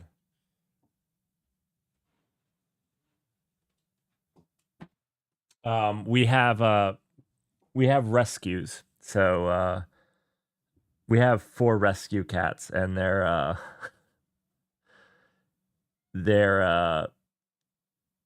meeting the other cats we've rescued, the older rescue cats that have now decided this is their home.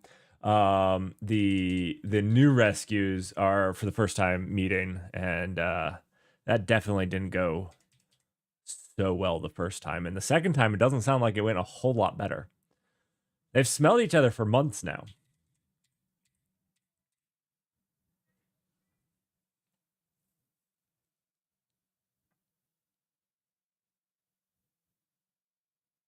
Those projects getting a pay raise in Google. Russell, thank you.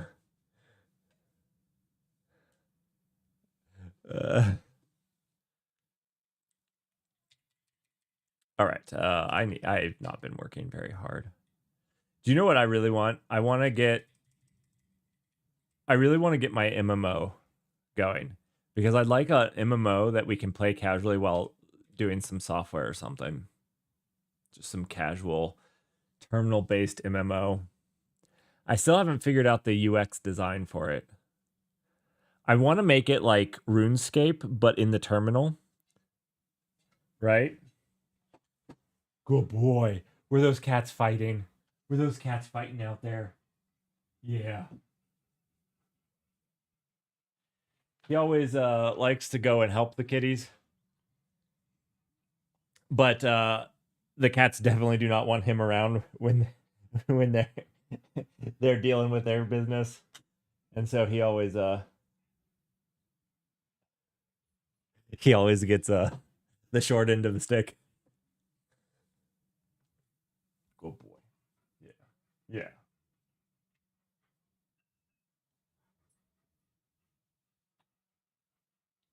The weather has been so nice.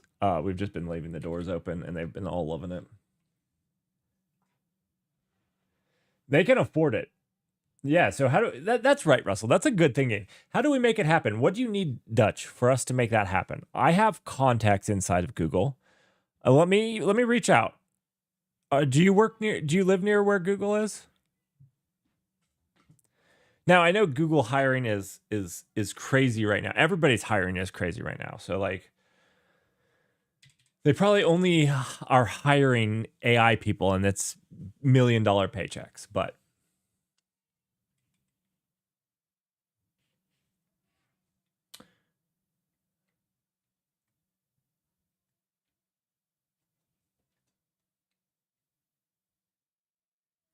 so now the thing that we need to do is we need to structure this based off of the vec of to-dos here. So this here shouldn't be this, right? We have this 4-line in self.json. And then we could actually do this like this. Is it task? I don't think it's task.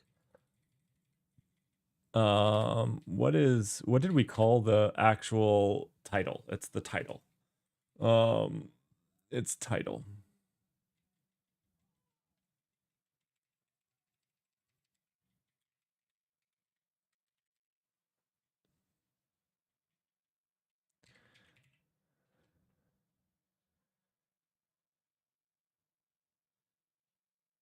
Oh, true. Just put experienced AI tester in your resume, because you've been here for the AI games. You're about as experienced as most people. It's interesting. I've been talking to some companies about the AI games, and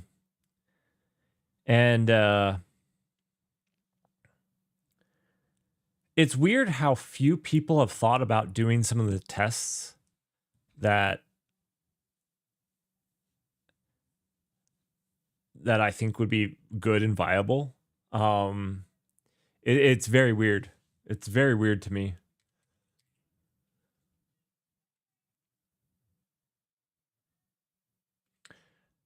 All right. Now if we run this,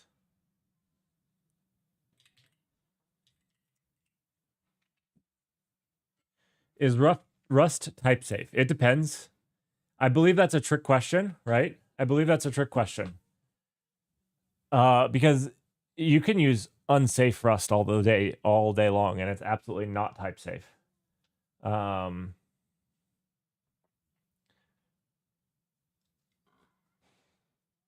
It's absolutely not type safe if you do that.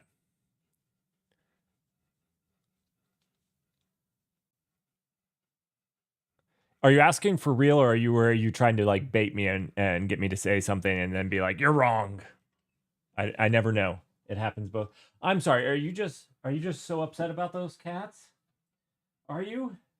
I'm sorry. He just had a distressing moment and needs some pets.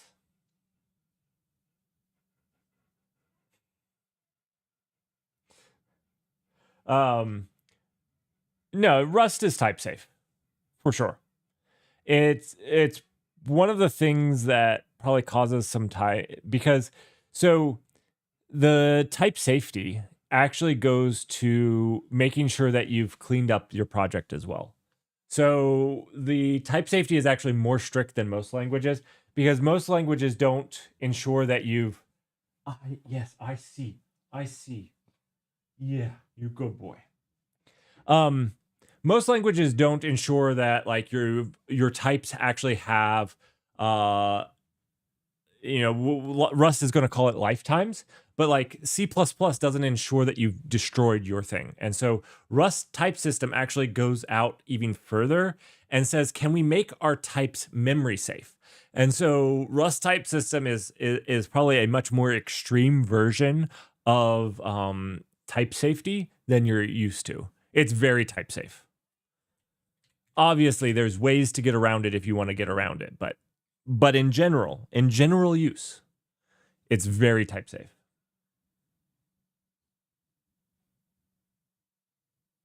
I like Swift. I'm actually a huge Swift fan. Some people call me a Swiftie. I don't know what that means. I had to look it up, and now I hate it. But I actually like Swift. Yes, and this is very aggressive about being correct. All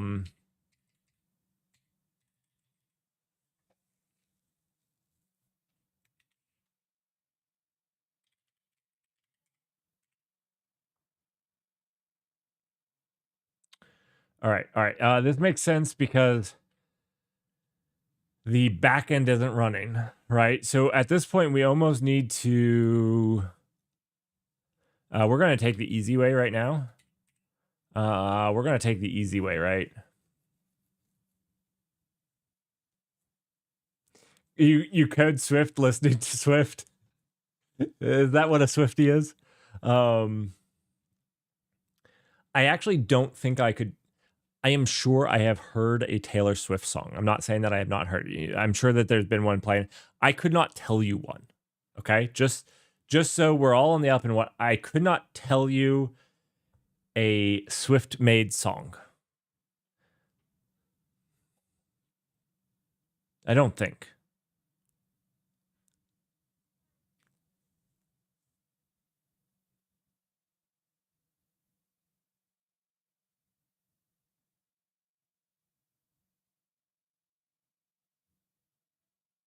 No, I don't think I can.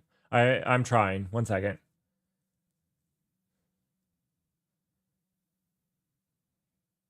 I feel like there was a time I have said this and somebody was like, this is this song right now. And we were like at a restaurant is Taylor Swift. And I was trying to remember if I could remember anything about that song. And I feel like it was so generic, I can't remember anything about it.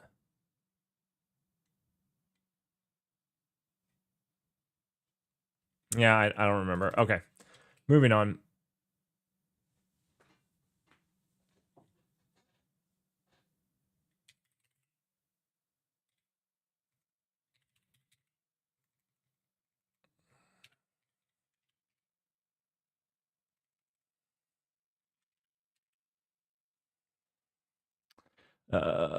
Database URL, cargo run, to-dos.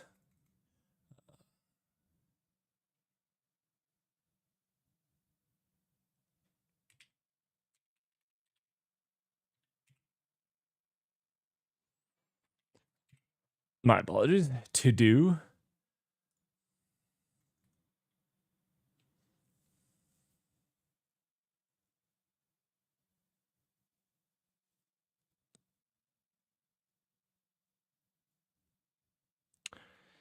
Oops.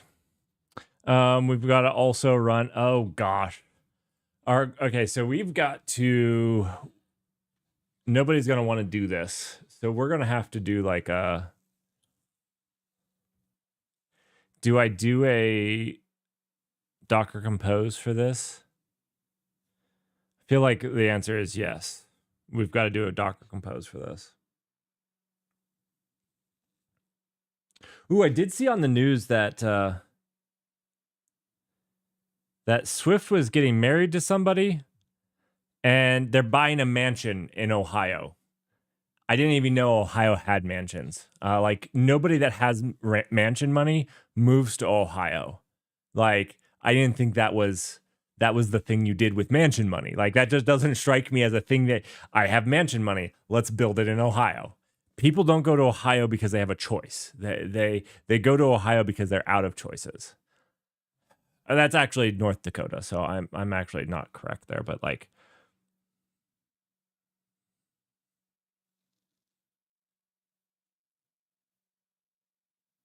will Tim Cook allow somebody to marry Swift?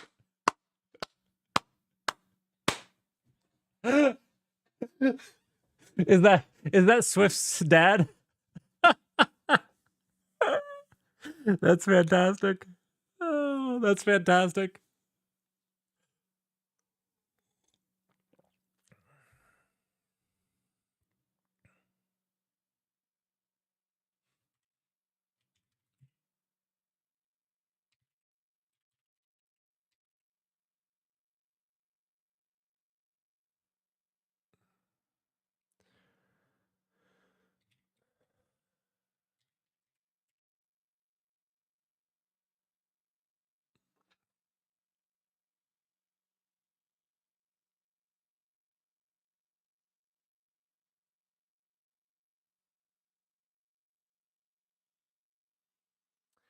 Do we build?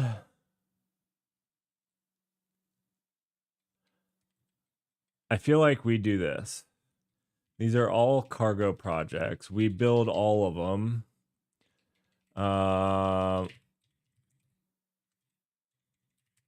And let's see.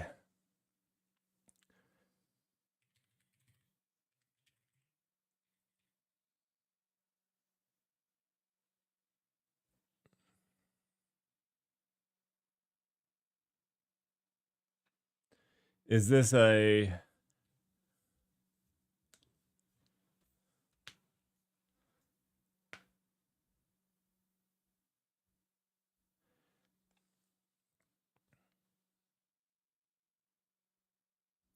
If we do this, then we just have one container that basically we can override the entry point, right?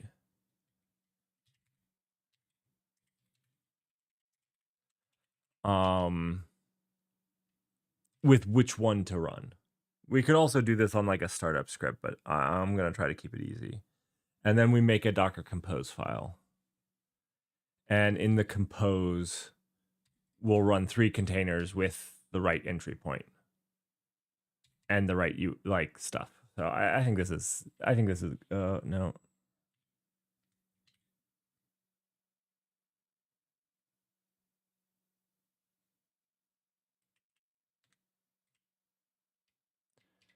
I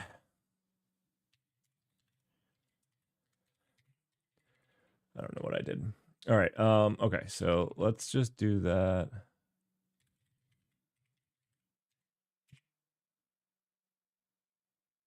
That should build. Just want to check it out.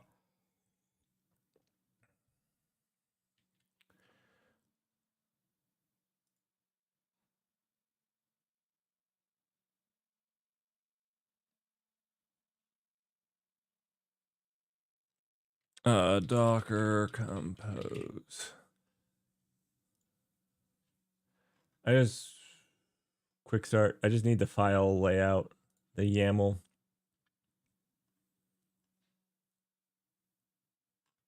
I don't need that. I don't need the Docker file. I just need there we go. There we go. That's what I needed.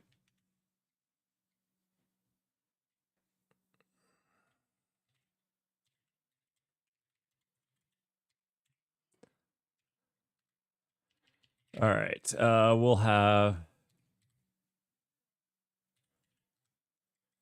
We have the TODO app and the weather service.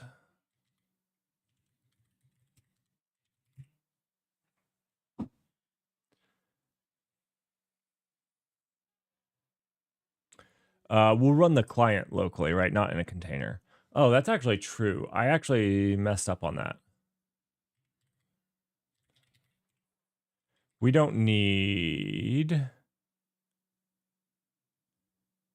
the client, right? Why is this not coloring properly? Why?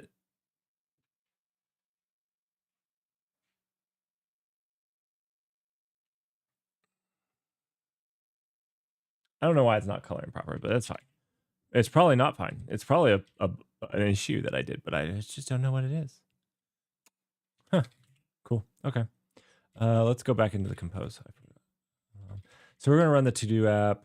We're going to run the weather service. Cool. And then we'll run the client outside of it.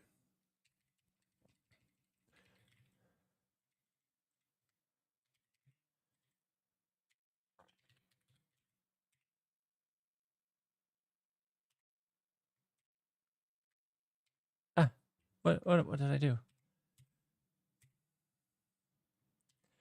These are not the right ports. We'll do like 3,000. I think we did like 3,000. Don't really care as long as we set the right environment variables. Not Redis host. I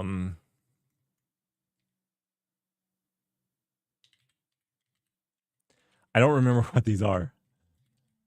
I don't remember. We'll just I think it was URL and port. I think we kept those separate. Which this is going to be local host then.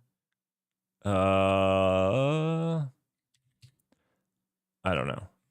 I forget how Docker Compose mounts those.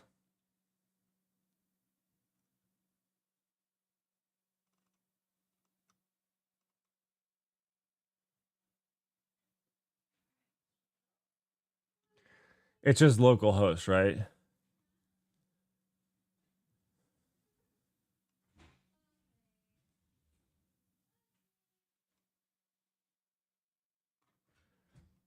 Right, but how did they link this app to the Redis one?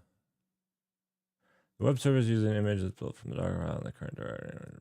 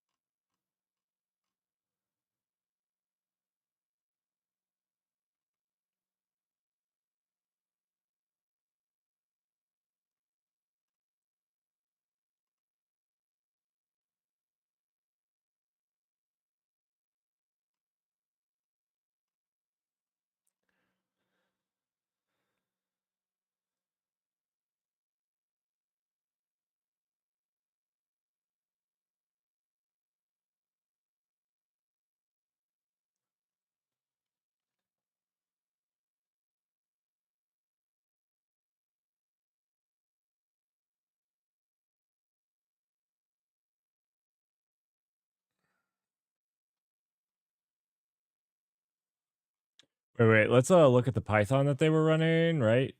Let's go here. How did they reference it in the Python? Okay, so they're just running the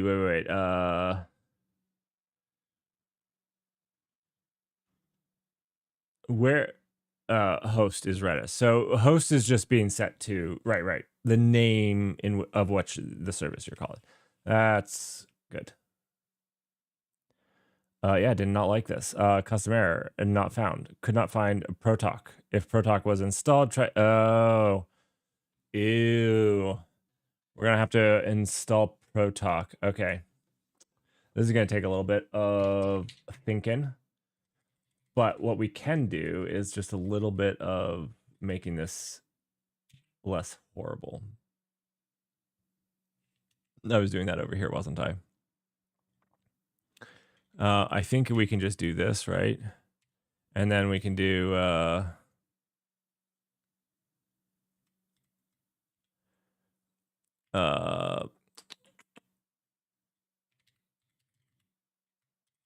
yeah, something like that.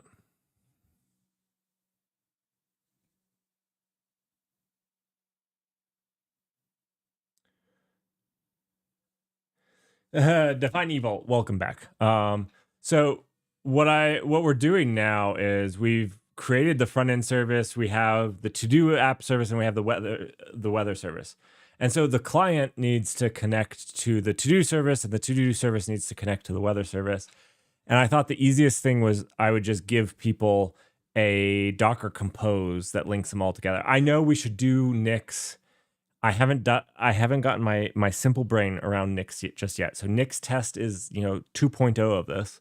After before I can do any Nix things, I have to release a basic Nix test basics for people to like get in on.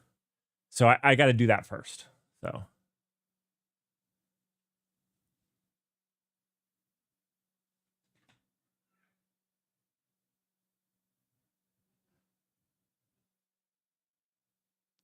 So this is just I don't know if what I did was right, but I thought the cool thing would be to show people how like a whole bunch of different aspects of Rust in a single application.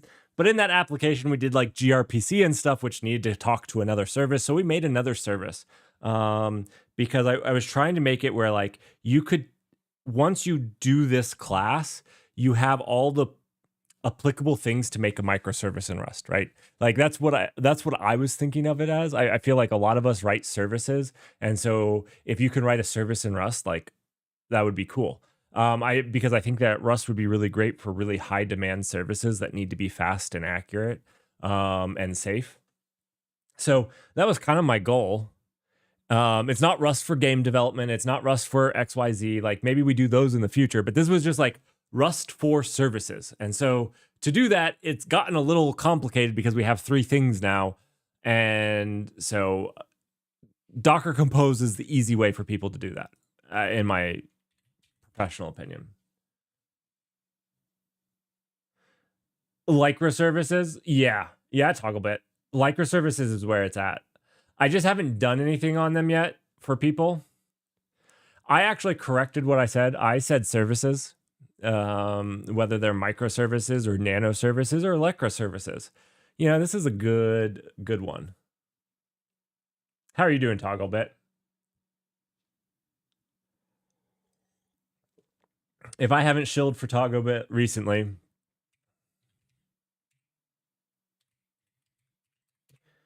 he does fun stuff.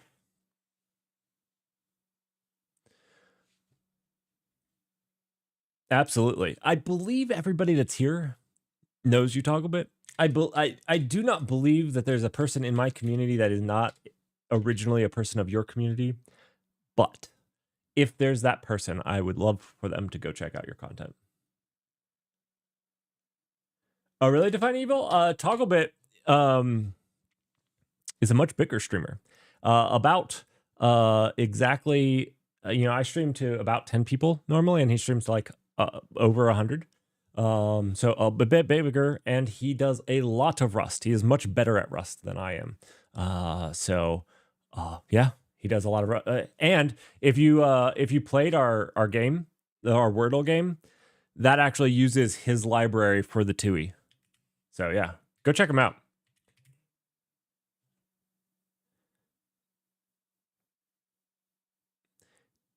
Russell, don't be silly. He's 2.5 meters.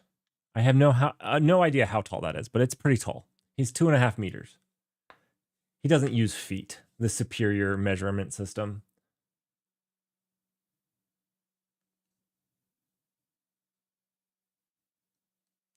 You know why feet is just a better measurement system? Do you know why feet is the better measurement system? Everywhere you go, you've strapped a measurement tool to your foot, and you can just bust this out and start measuring. It's just so convenient of a solution. Like meters, how long is a meter? Nothing on my body is a meter, but I have something that is exactly 1 foot. It's amazing. It's absolutely amazing.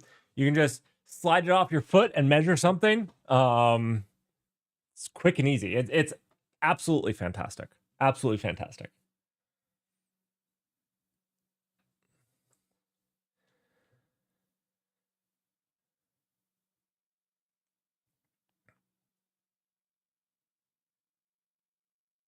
They have a ruler tattoo on their arm. I don't have a hair person. I don't know if that was evident or not. I don't know if you could have guessed that. I'm not sure if you guessed or not, but I don't have a hair person. I cut my hair myself without a ruler.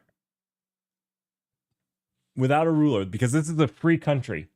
I cut my hair free of rulers. When you get that joke, you'll get it. You'll get it.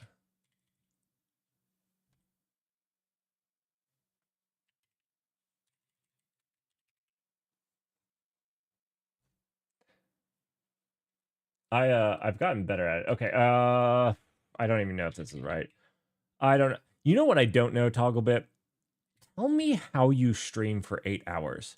I did it the one time that you joined the stream, but I was exhausted. I was like, I'm actually pretty tired as it is. I'm maybe calling it. It's been 4 hours. I probably should get going. It's 2. It's 14:03. I probably should get going. I do want to check this out really quickly though. How do you do it?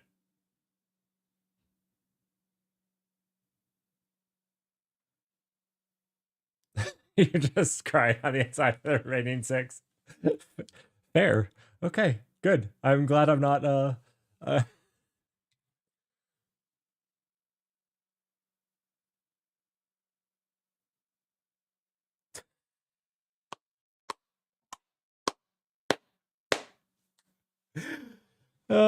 gossip protocol used in real life. Fantastic. I actually really like Swim, which is a gossip protocol, right? I actually think that you can do I think that there's chances to leverage Swim in consensus based algorithms for managing larger quorums that don't require every machine to be a voter. So, like in the NullDB right now, every machine in it is a voter and participates in quorum.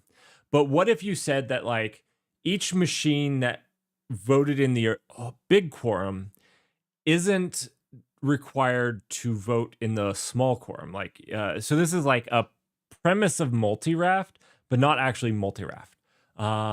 Where you'd want to know about the cluster as a whole, but you don't necessarily need to know about the whole cluster on a quorum basis, but you'd want to know about the whole cluster as a whole, about like amount of disk space left, the amount of CPU and memory usage, and those types of things. And I think you could use something like Swim, a gossip protocol, to do that efficiently. And I think that you can actually modify the Swim protocol to do like to shortcut it, because like you don't actually have to do the full gossip protocol. I think you can actually do some stuff to shortcut it and make it more efficient even.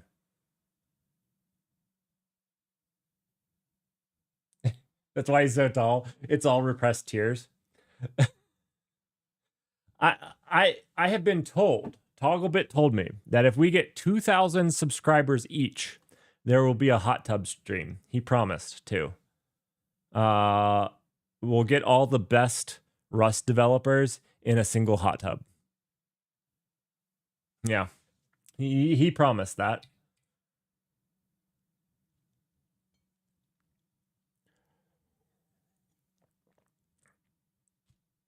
$3,000 subs a boxing match. 3,000 subs a boxing match. Oh, I'm a big wimp. I'm a big wimp.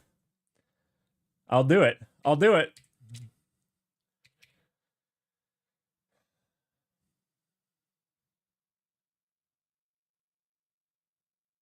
Oh no, I'm not going to be. You guys don't understand. I'm just getting the best Rust devs in the hot tub. I didn't say I was going to be in the hot tub. You guys completely misunderstood. I don't have any skin in that game. Yeah, you completely misunderstood. Absolutely not. Not me. I'm just going to get all of the really good Rust developers. All three of them. All three of them right in one spot. So, good luck. Good luck. For 2,500, you'll hit each other in the hot tub with pillows.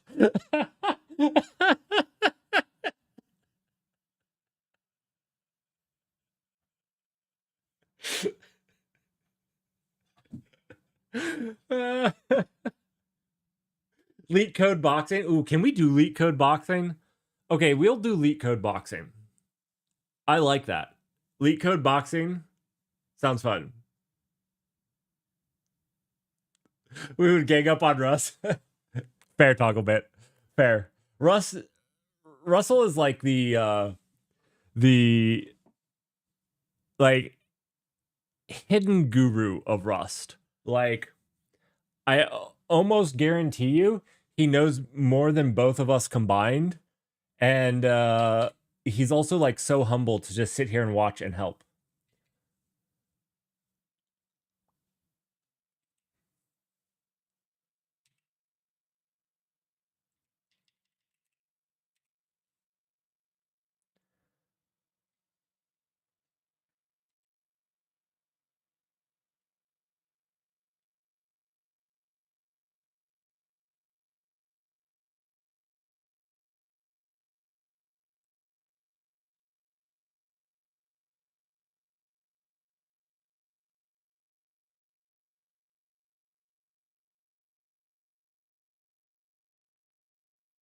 Faster than Lime? I don't know what Faster than Lime is. Is that another streamer that I don't know?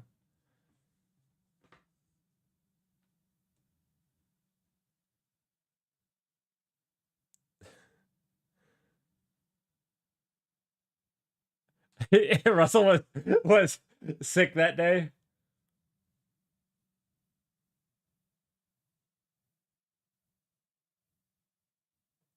Amos. Should I be watching Amos? I have not. I don't know who Amos is. Faster than Lime. I'll watch his stuff. Oh yeah. Okay, fantastic. What you guys don't know is Russell is faster than Lime. Have you thought about that? Have you thought about that? And yes, we'll get faster than Lime. It sounds like faster than Lime should be in the hot tub.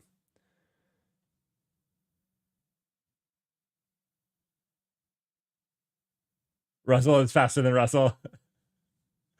Okay, just so everybody's clear, I'm just joking. I don't know anything about Russell other than that he is a fantastic supporter of Twitch streamers and people that do work like this. That's all I know about Russell, and everything else is purely a joke. Although he is a fantastic software engineer, we all know that he programs on Windows, so he mostly just uses C hashtag. C hashtag is his favorite. And that is the other thing. He will bring tears to your eyes if you have to fix his Kubernetes cluster in clustered.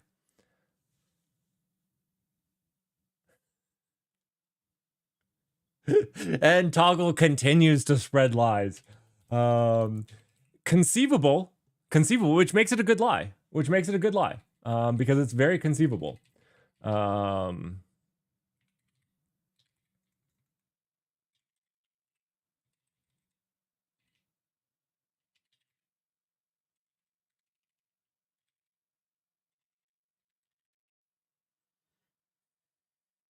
Just unconfirmed truth. I suppose that's one way of thinking about it. Weather service port, weather service URL, weather service port, weather service URL. Fantastic. We probably should do the database URL.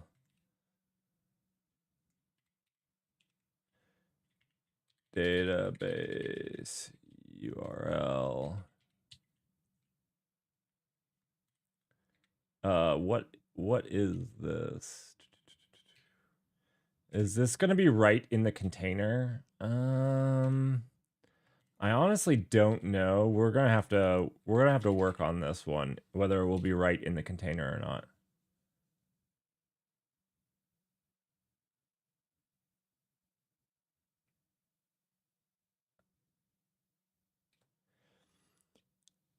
Oh, you tried to use Olama with various models as a profanity filter? Toggle, I don't even like. Do you mean a profanity filter as like catching things with bad words, or do you mean a profanity filter as like it rewrites everything that you say?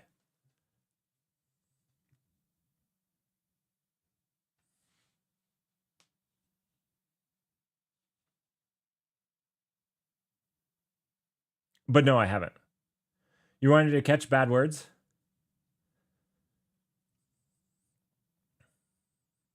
Did it work well?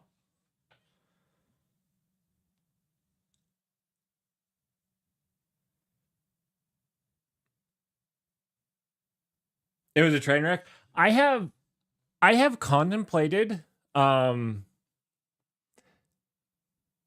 See, I think that this is an abuse of AI, and we all do it. But I think that this is an abuse of AI because the way to catch bad words is fairly easy. It's a word list. Now, if you're trying to catch people evading word lists by unique spellings and things like that, that is where I think AIs could be good at it, but like they actually don't have training data on it. So I'm not sure they would actually be good at it unless if you put in all the different variations. But then if you train them on all the other variations, I would say it's still a bad one because you've already given all the variations, right? Like it's a catch-22 because they're a statistic model. Maybe you could statistically get them to catch things that aren't bad words, but I don't know. It's difficult to say there.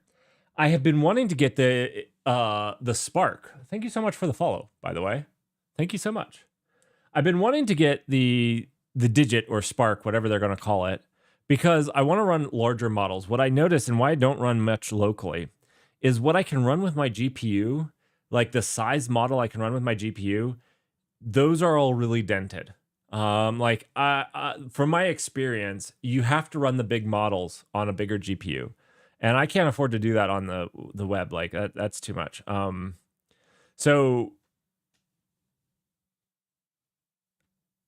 So yeah, I mean, I'm only ever pushing like on the CPU. I can do like a 32 billion parameter model, and that's just too dented. It's just not great.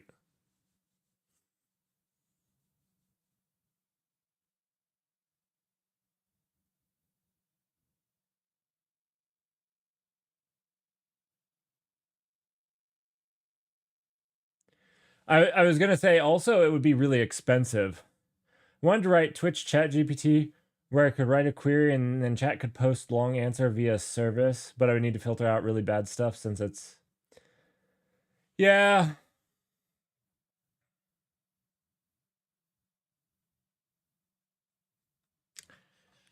Yeah, it's not a bad idea.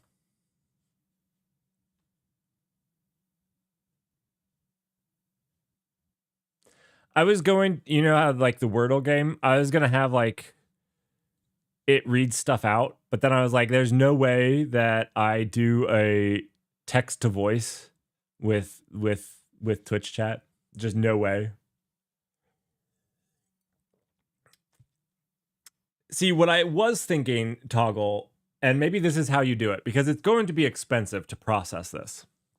What you do is you tie it to bits or something. And I don't mean this as like a way to get money, but it's a way to cover your costs, right? If they're donating more than $1 in bits, you make the request to either OpenAI or to your GPU. And so they can actually make their thing with donating bits. And then that way you spend 10 cents on your GPU and you get, 50 cents from the bits. And then like that evens out, right? And it also makes them makes it where you don't have to just like run a bajillion words through a model, right? You limit it down. I mean, unless you're just making $1 bajillion, which then good on you.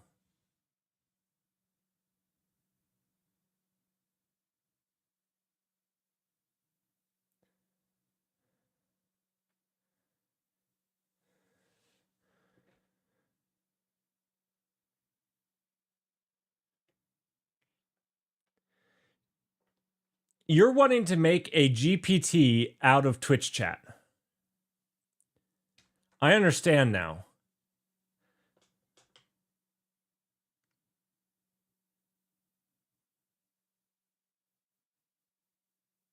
You've jumped the shark. You've jumped the shark, my friend. First, you need to go to IKEA. Russell knows, because this is what Russell would have responded with, okay? Russell knows.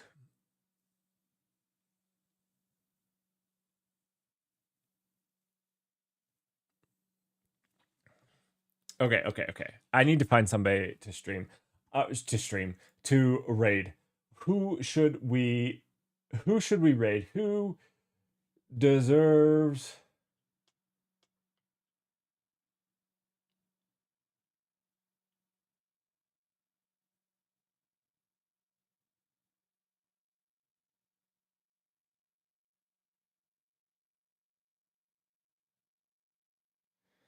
who needs a little bit of a raid? Now, remember, everybody, I will probably stream Monday. No promises, but I will probably stream Monday. I want to actually wrap this all up by this week, because we got to work on the AI games stuff, and we got to work on our MMO. So But like seriously, who should we raid? Togglebit, is there somebody on that deserves some more viewers than they have? Raid some insane just chatting.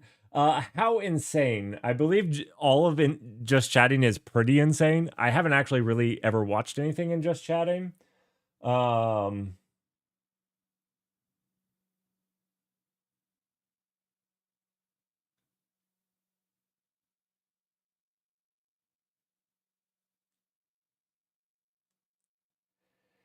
Is there a software engineer that actually deserves the raid before we do something insane?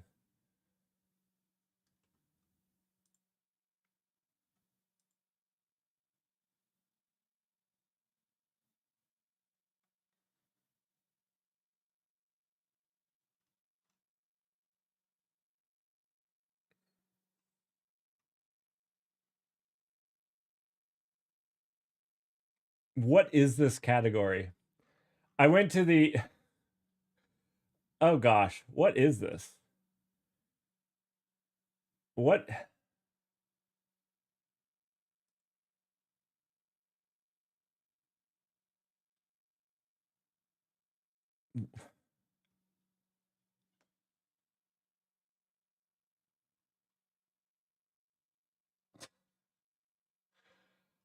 I don't know that I can do this, okay? I don't know that I can do this.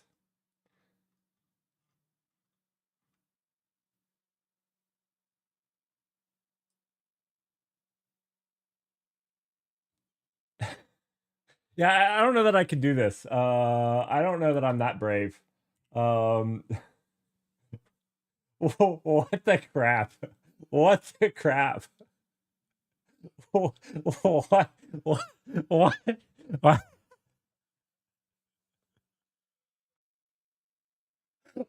What? Okay, so yeah, I can't do that. I can't do that. Is there any software and game development person?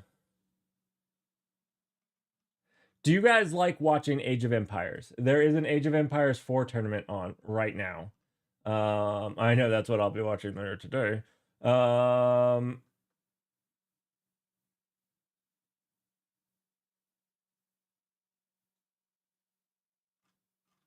Okay, Toggle, I'll raid you. Wait.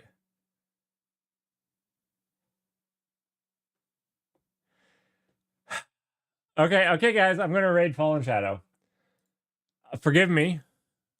Forgive Togglebit, but I will get Togglebit back. I'm gonna wait until he has a bunch of viewers to pull in this favor. He has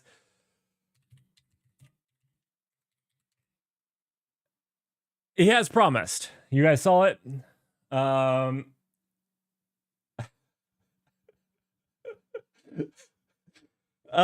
So go say hello to Fallen Shadow. All right. I will see you all later. Enjoy your stay. Yeah.